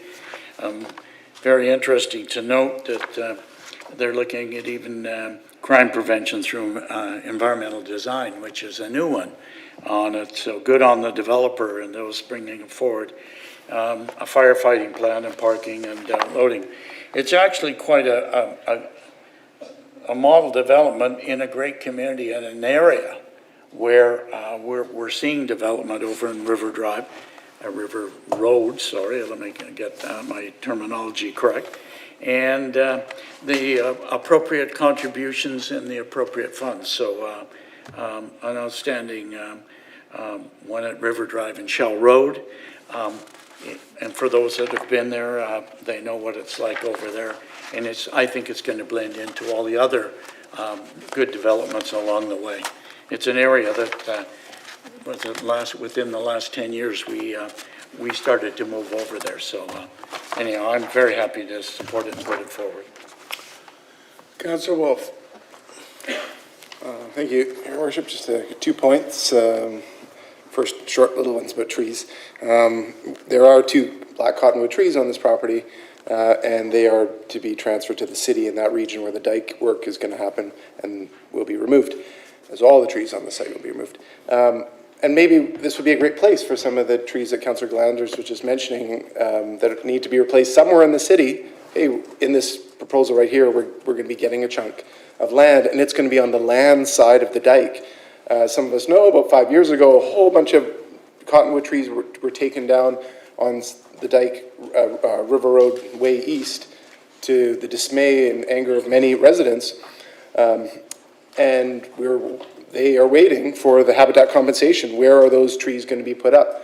Apparently, it's unsafe to put them on that side of the dike, so they need to be on the land side. So here in this item would be a great amendment to have an addition strip of black cottonwood trees put along that boundary that is going to be city land. And as we know, we're the second highest number of nesting bald eagles in the world in Richmond. So great to note that. Second point I wanted to make is listening to the planning discussion, and there's not a lot in the report about it, but there is this little amenity building. Best place you can see it is page 304. It's in the bottom right-hand side of the page, which is the southwest corner of the property. And so I learned, listening to the discussions there, that that's going to be a indoor amenity building for the residents. It's private, it's strata-owned. Yet another, down the road, there's situations where the city is getting amenities for the community, such as childcare. Lost the year, but about 10 years ago, there was a My Health, My Richmond study that was done, and it identified all the concerns in all the neighborhoods in Richmond. And the Bridgeport neighborhood was identified as having some of the lowest sense of community and the lowest access to food, fresh fruit, and things like that. And you can just look down the road here, how it's just chock full of residents with less places to work. We're getting rid of this industrial space. No site on here that could be a place where, just like last weekend at the Hamilton Community Center, there was a pop-up fresh food market. If we negotiate with this, if planning committee ask staff to negotiate, I think we could do better, and so I'm opposed to what's before us today. Thanks. Councillor Hobbs. Thank you, and through the chair, I'll be supporting it, Your Worship, and I'll just make a couple quick comments because I agree with many of the comments Councillor McNulty already made. But one thing I liked about this one was the number of family-friendly bedrooms, the sizes of them, and the mixture of them. I think that's a very positive thing because it obviously will attract people with kids, and they will be able to live there for longer periods of time if they choose to. The other thing I'd like to point out is that this report actually exceeds some of the city requirements, and I think that's a very big plus. And if you look at the River Road district area in general, I think this will add to it and enhance it. It is definitely changing from when I was a kid, and it's going to be more family-friendly, more residential, and I really look forward to seeing it because I think it looks really good. Thank you. All right, with that, we're going to Councillor Day. This at Planning Committee. Park Riviera is just to the west of this project, and they were tasked with upgrading the dike along the front of this project. And if they don't do it, then this developer is going to get stuck doing that dike upgrade. Where are we at with that? Through Your Worship to Councillor Day, through the rezoning considerations require that this ultimately be done or completed, that the works are completed prior to rezoning bylaw being brought forward.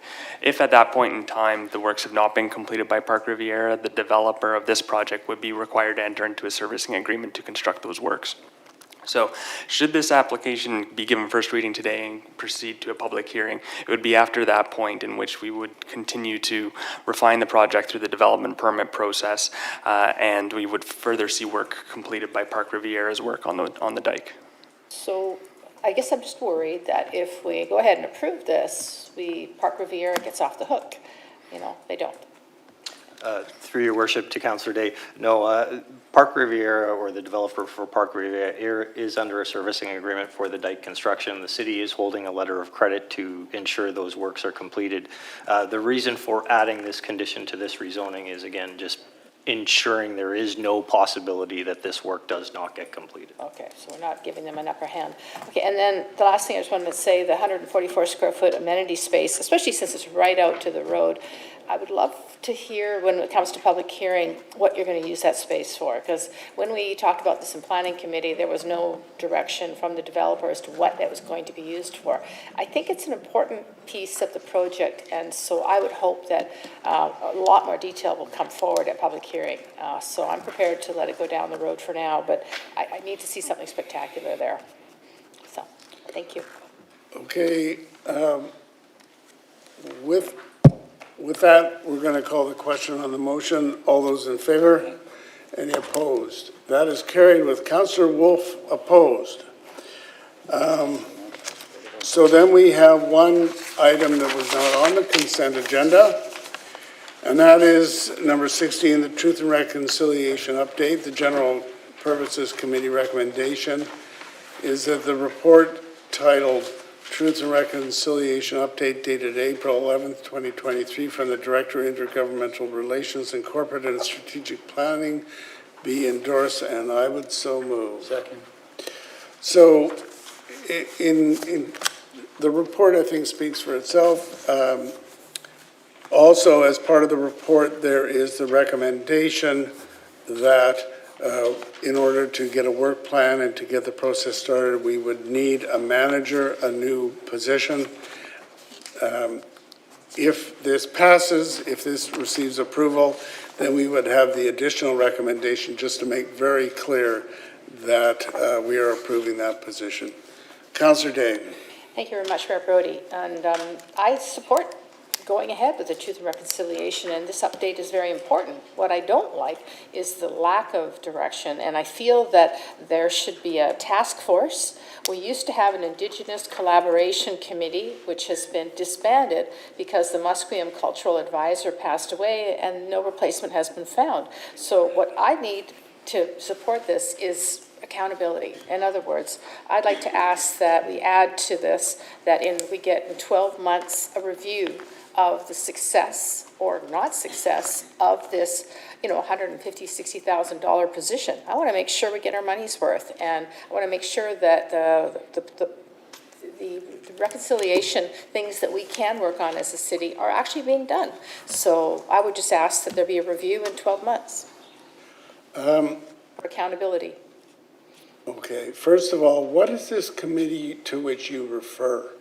Because I don't have any recollection of that. Some staff members came forward in the GP and they said that there was a Indigenous Collaboration Committee. Yeah, but that didn't involve council. But nonetheless, But staff could use it. My point is that we need the stakeholders that are already involved, that are already doing good work, to be involved in this. But that was a number of years ago. Well, whatever it was. Before we go to the next level, Mayor Brody, I'd like to see that we have a review of this position and make sure that the goals that we are trying to accomplish are being accomplished. Okay, we'll go to Councillor Heed. Yes, I have a question for Mr. Kita. Originally in GP, I voted against this because I had some concerns regarding the staff member that we were going to hire. And Mr. Kita, if you could just explain to me what the initial function or job description of that staff person will be, and then I understand what he or she may be doing going forward, but initially in hiring them versus them writing up their own job description on what's going on. Through your worship, to Councillor Heed, the initial responsibilities for the position will include, firstly, establishing strong relationships with local First Nation groups and working with them to ensure that we're moving forward in the right direction. Another responsibility would be to work with our community partners, our stakeholders, to ensure that in Richmond, there's a holistic approach so that there aren't pockets of different things going on, so that there is that holistic approach to truth and reconciliation.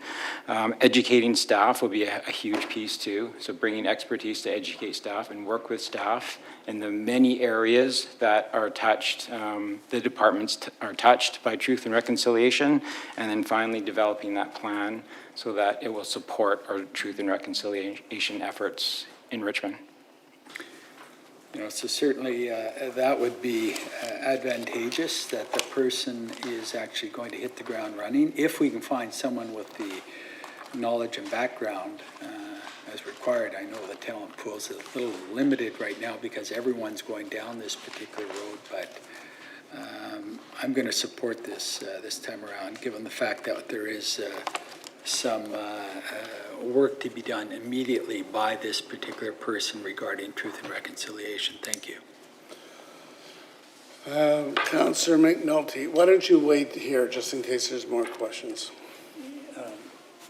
Just hang on. What have you done? There I am. No, you're not. Did I not? I Just got a green. minute. Just a minute. Okay, I'm okay now? I believe so. All right. Okay, I'm okay now. Give it a check. Before I start, Your Worship, I'd like to ask staff direction of what was heard supposedly at committee about this committee. I think I'm the longest serving council member and I don't remember anything on any other committee. I know. Do we have a committee of First Nations people and Indigenous peoples in Richmond? Have we had one? Where have I been? Yeah, turn it on. Through your worship to Councillor McNulty, I would have to refer that to our community social development staff to be able to answer that question.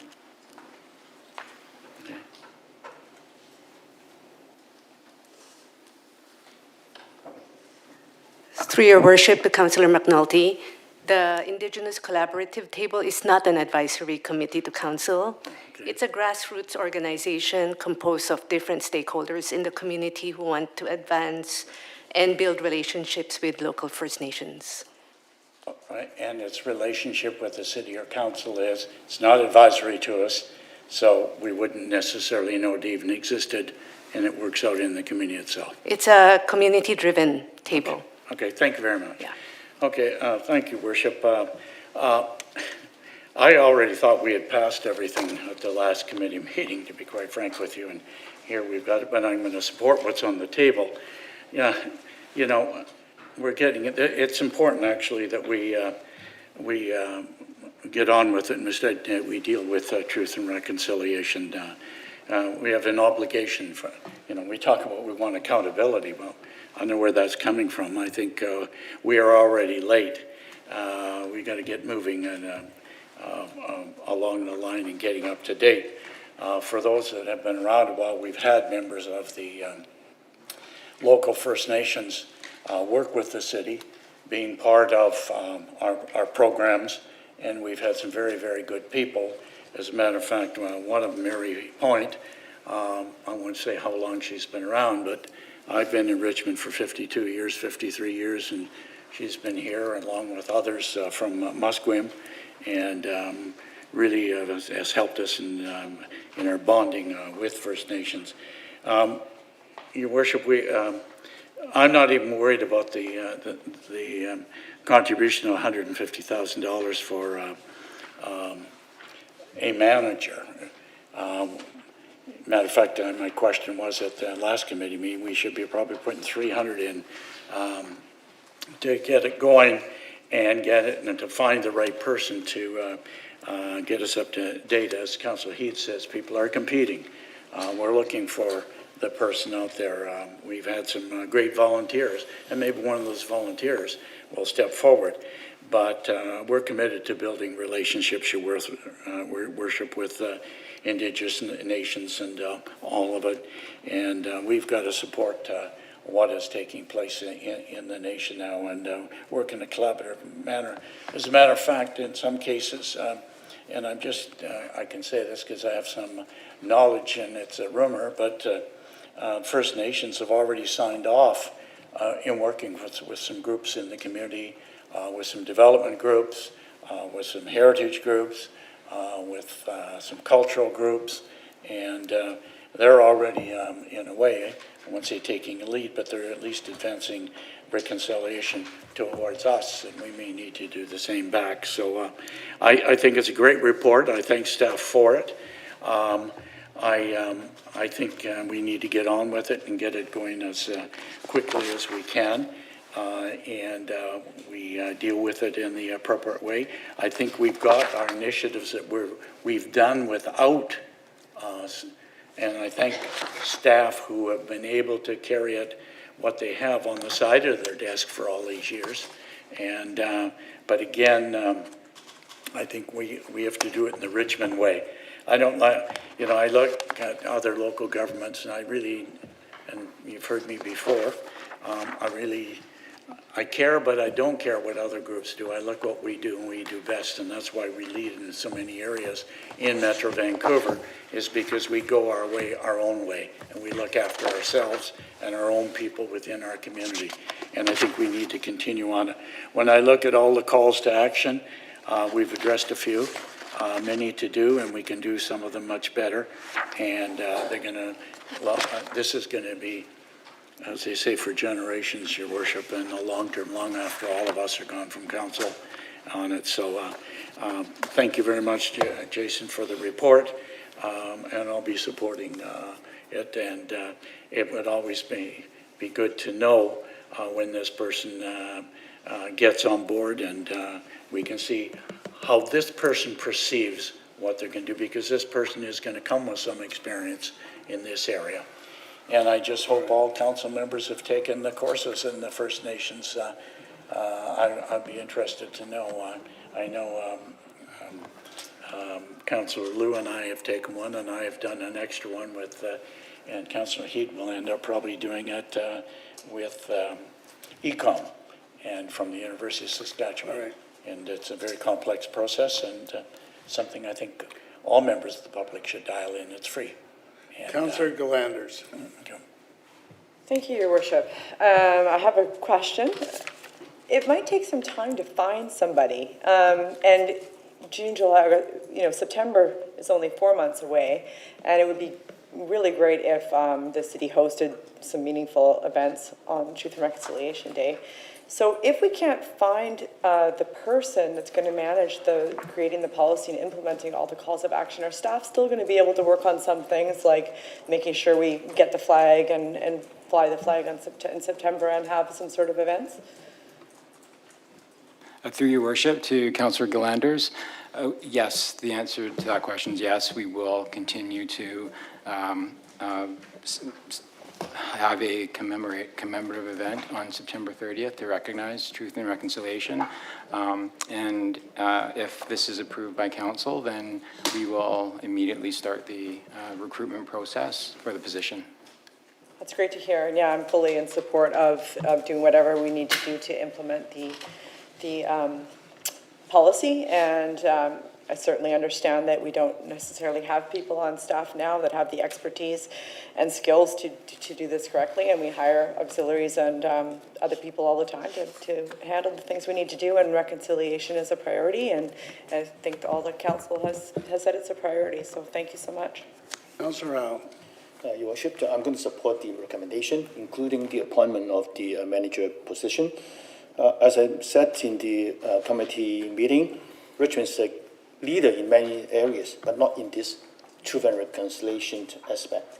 And if you look at page CNCL 355, table 1, it's very obvious that we are lagging behind. So we are just doing the catching up. And also for the attachment 2, again, you can see that other cities are already doing a whole lot of things. So I think we have to do more if we are serious about the whole thing.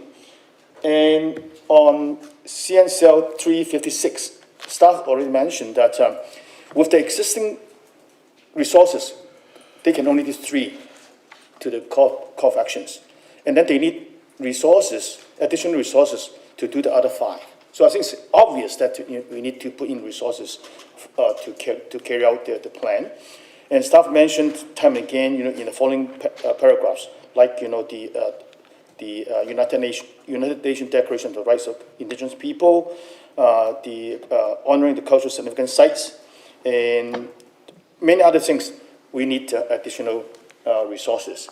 And if you go to CNCL 374, we talk about a committee, talk about task force, we all feel that, we need to have a working group to carry out the actions. But in order to have that committee or task force, staff already mentioned, as I asked during the last time, they need the manager for this group. So I think we just have to do it right. We cannot just be half-hearted in committing ourselves to this very important action plan. So I support everything. Councillor Hobbs. Thank you, and through the chair. First, thanks for the report. It was a very thorough report, and it's a complicated, complex topic. So I think it's important to recognize that what we say and what we do send signals.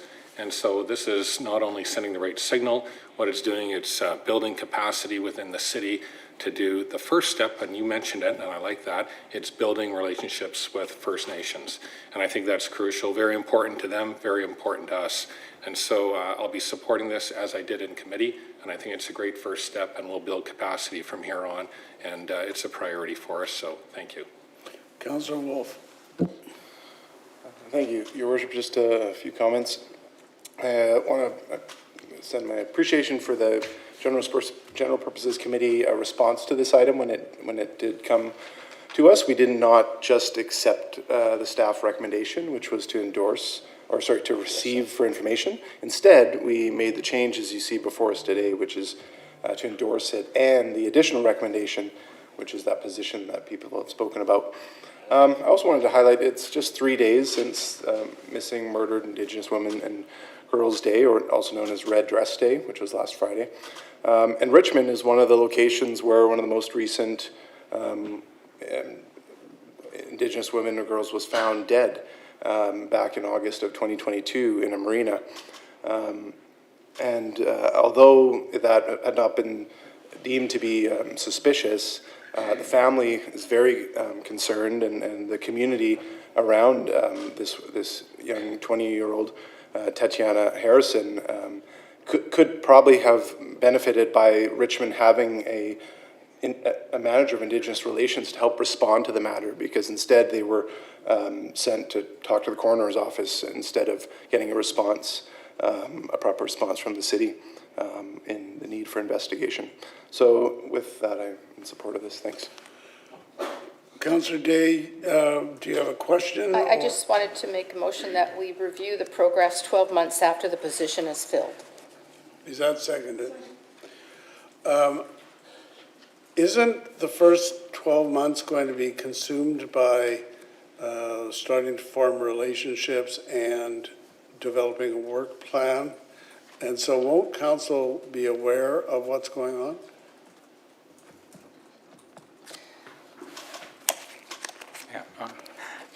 To your worship, there will be a considerable amount of time that will take in order to bring, not only introduce the position to the organization, but making sure that the organization understands the expertise that the position brings.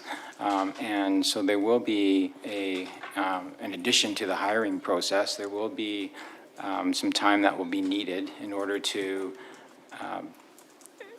have that position be running full speed into a planning phase. And so we can certainly update council as we progress through bringing on a new staff person, and we can provide updates onto how we're doing and the relationships that are being built, because that will be one of the first pieces that will need to take place, is building those relationships with First Nation groups, and that will take some time. All right, Councillor Hobbs, on this amendment that has been proposed. Sure, thank you, and through you, Your Worship. Yeah, I have no difficulty with the concept of accountability for anybody, including all of us.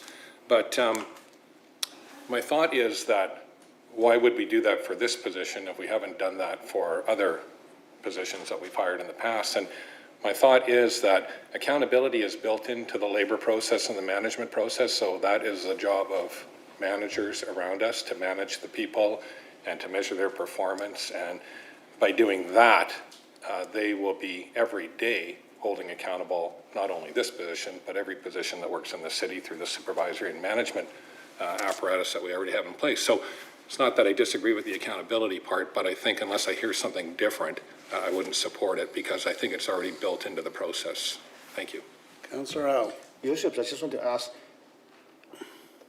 instead of a review, how about progress report? I mean, review means probably a formal kind of checking of the progress. The progress report could be something more general and actually, it can be more frequent, instead of a yearly review. I think staff will just bring us the progress report from time to time. Through your worship, to Councillor Al, yes, staff can bring progress reports to council if that's the direction. All right, Councillor Galanders. I second Councillor Au's wording, because I just would love to hear in 12 months how far the new person has gotten, because we've been waiting for this for so long, and to be able to hear, yes, we've established some relationships here and there, and we're working on this call to action, not a review of the position of the person, but an update on how it's going. A progress report after 12 months, I think that would be great to have, regardless of anything, yeah. Just a minute. Councillor Day.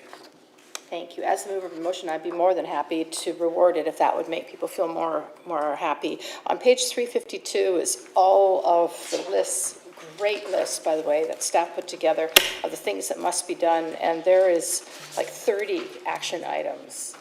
And I think we all want to see this move along. And so, what did you say? So what was Progress the wording report.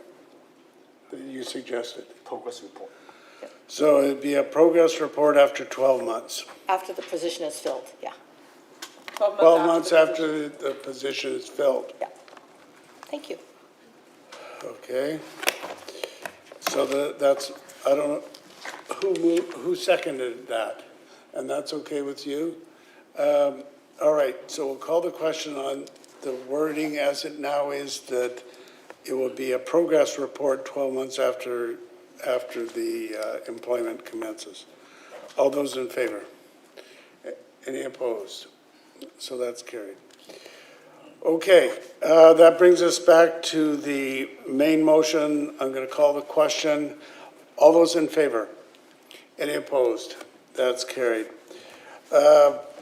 Okay, then you have the additional recommendation on the hiring of the manager of Indigenous Relations as set out in the agenda. May I have a motion? Second.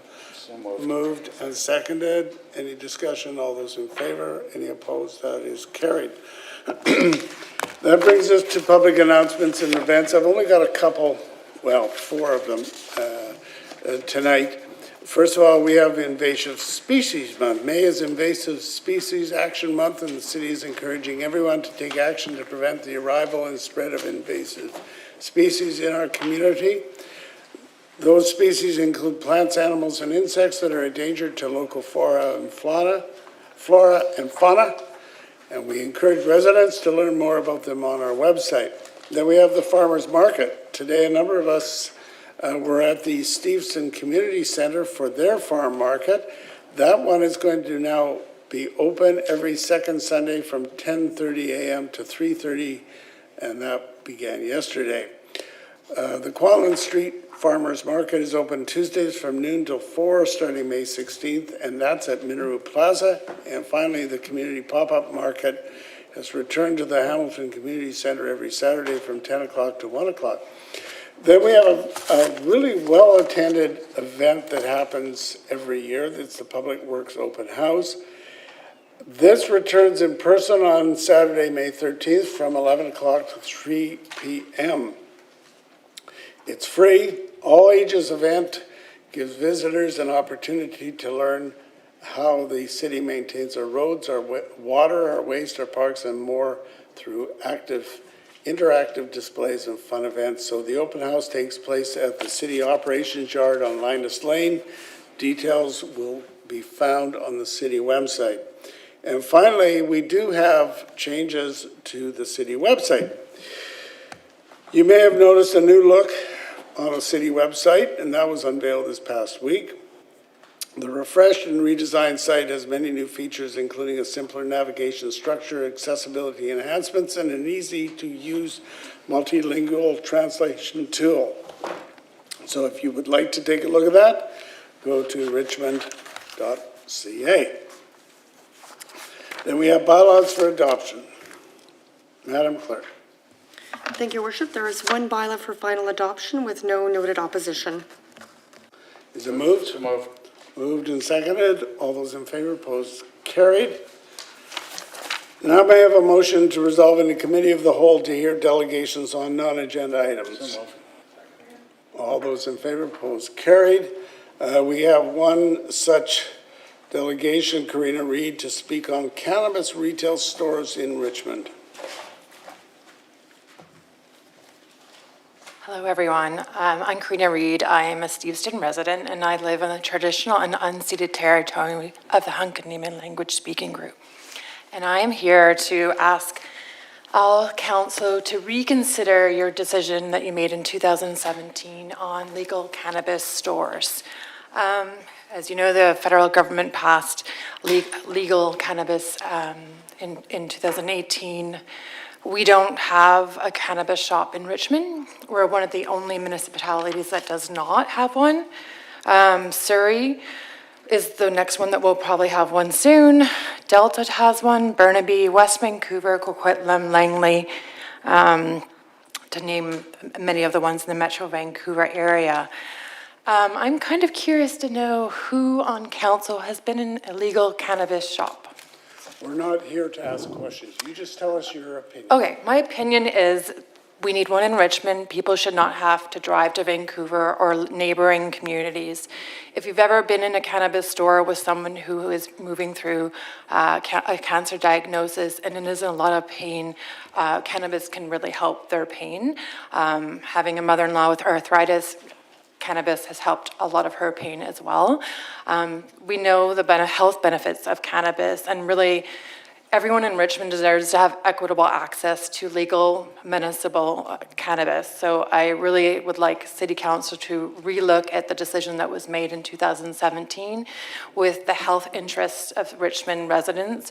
They should not be having to call a delivery company in Vancouver to deliver to Richmond. And personally, I would really like to know, I have young children, if they end up being teenagers and try cannabis, I would like to know that they have a safe place that they would access it and it's legal, and not getting a lot of it on the black market, which is happening right now in Richmond. A lot of people use cannabis, illegal cannabis shops. So my question is just that you relook at those decisions that were made years ago, because it is 2023.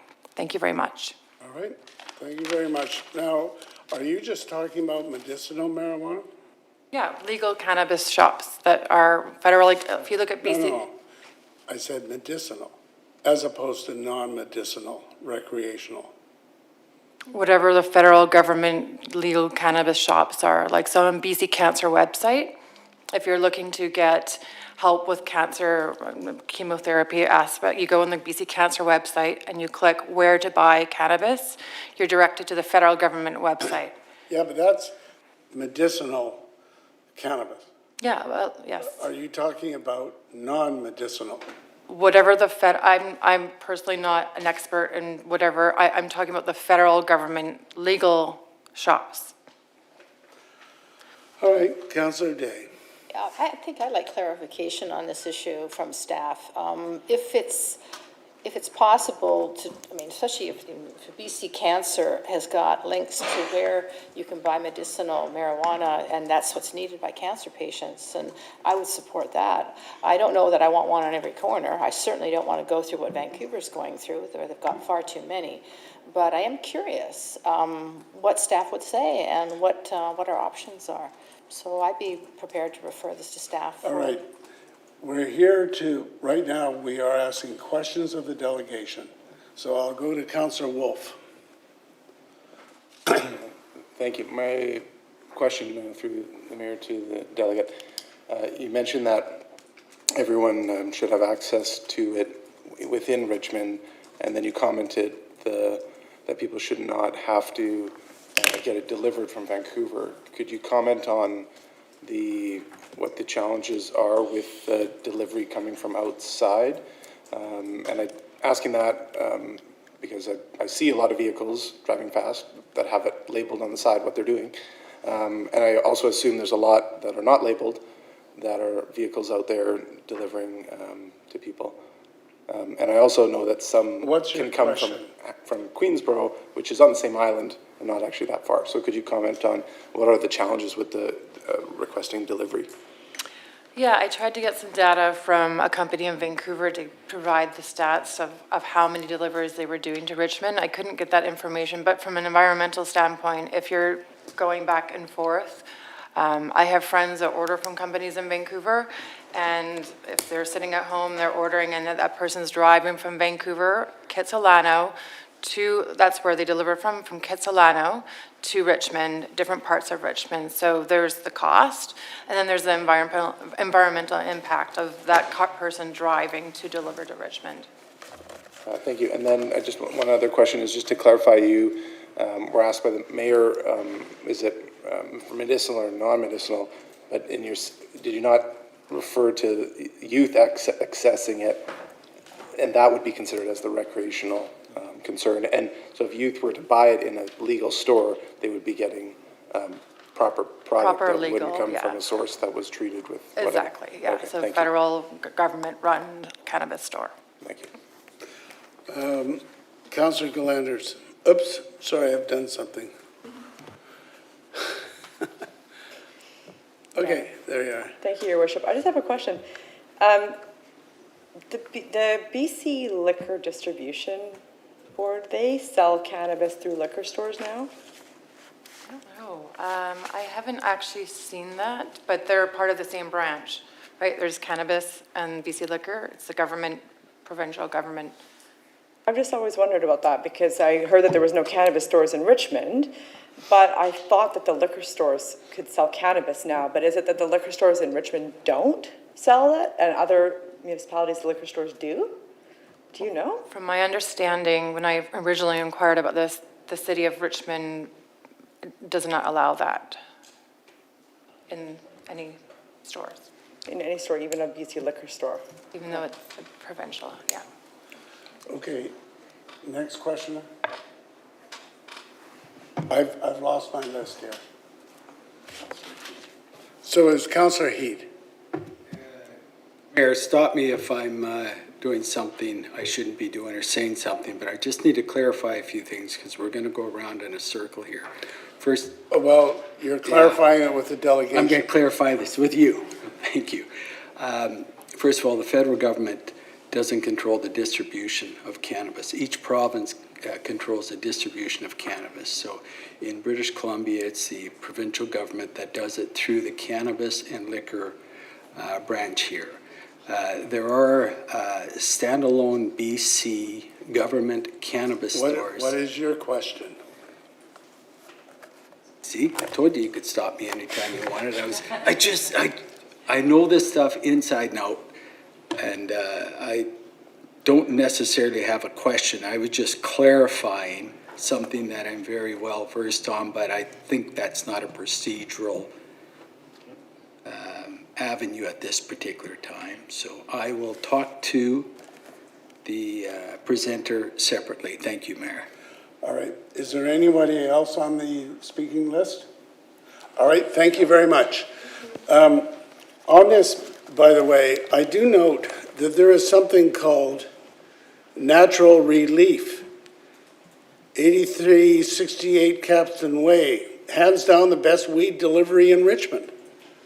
Cecilia? Federal website. It's not federally legal. It's not legal. Well, okay, but it does exist, and we will ask Cecilia Sham to take a look at that. So anyway, is someone making a motion? Okay. Okay, listen, I have no list here. Okay, thank you. I'd like to refer this to staff to see what the options are. I would love it if the liquor store could Refer it to staff for what? for options or general information of what our options are. Is there a seconder? All right? Can I amend that a little bit?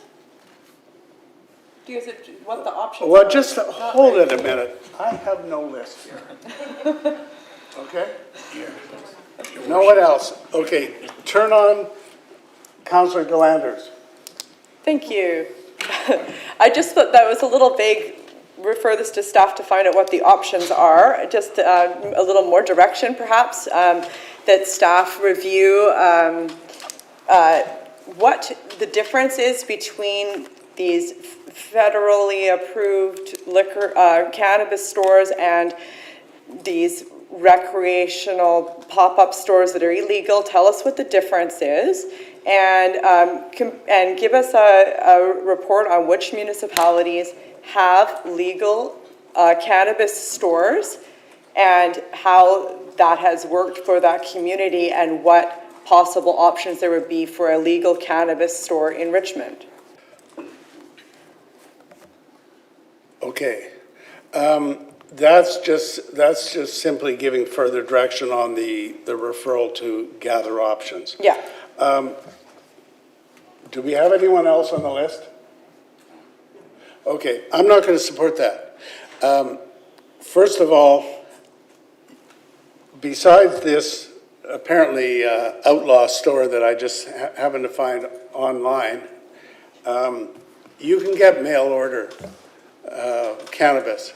It actually comes from a distribution center in East Richmond. And secondly, the suggestion was that we should have this, we should allow the stores for medicinal purposes. That was the whole rationale, yet we're talking about options for cannabis stores writ large. So I'm not going to support that. We'll see what others think. So with that, we're going to call the question on the referral. All those in favor?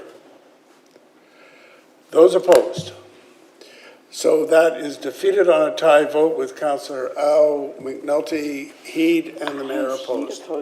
All right, may I have a motion to rise and report? You're crazy. Moved and seconded. All those in favor, opposed, carried. Someone move adjournment. So adjourned. Okay, thank you. We're now adjourned.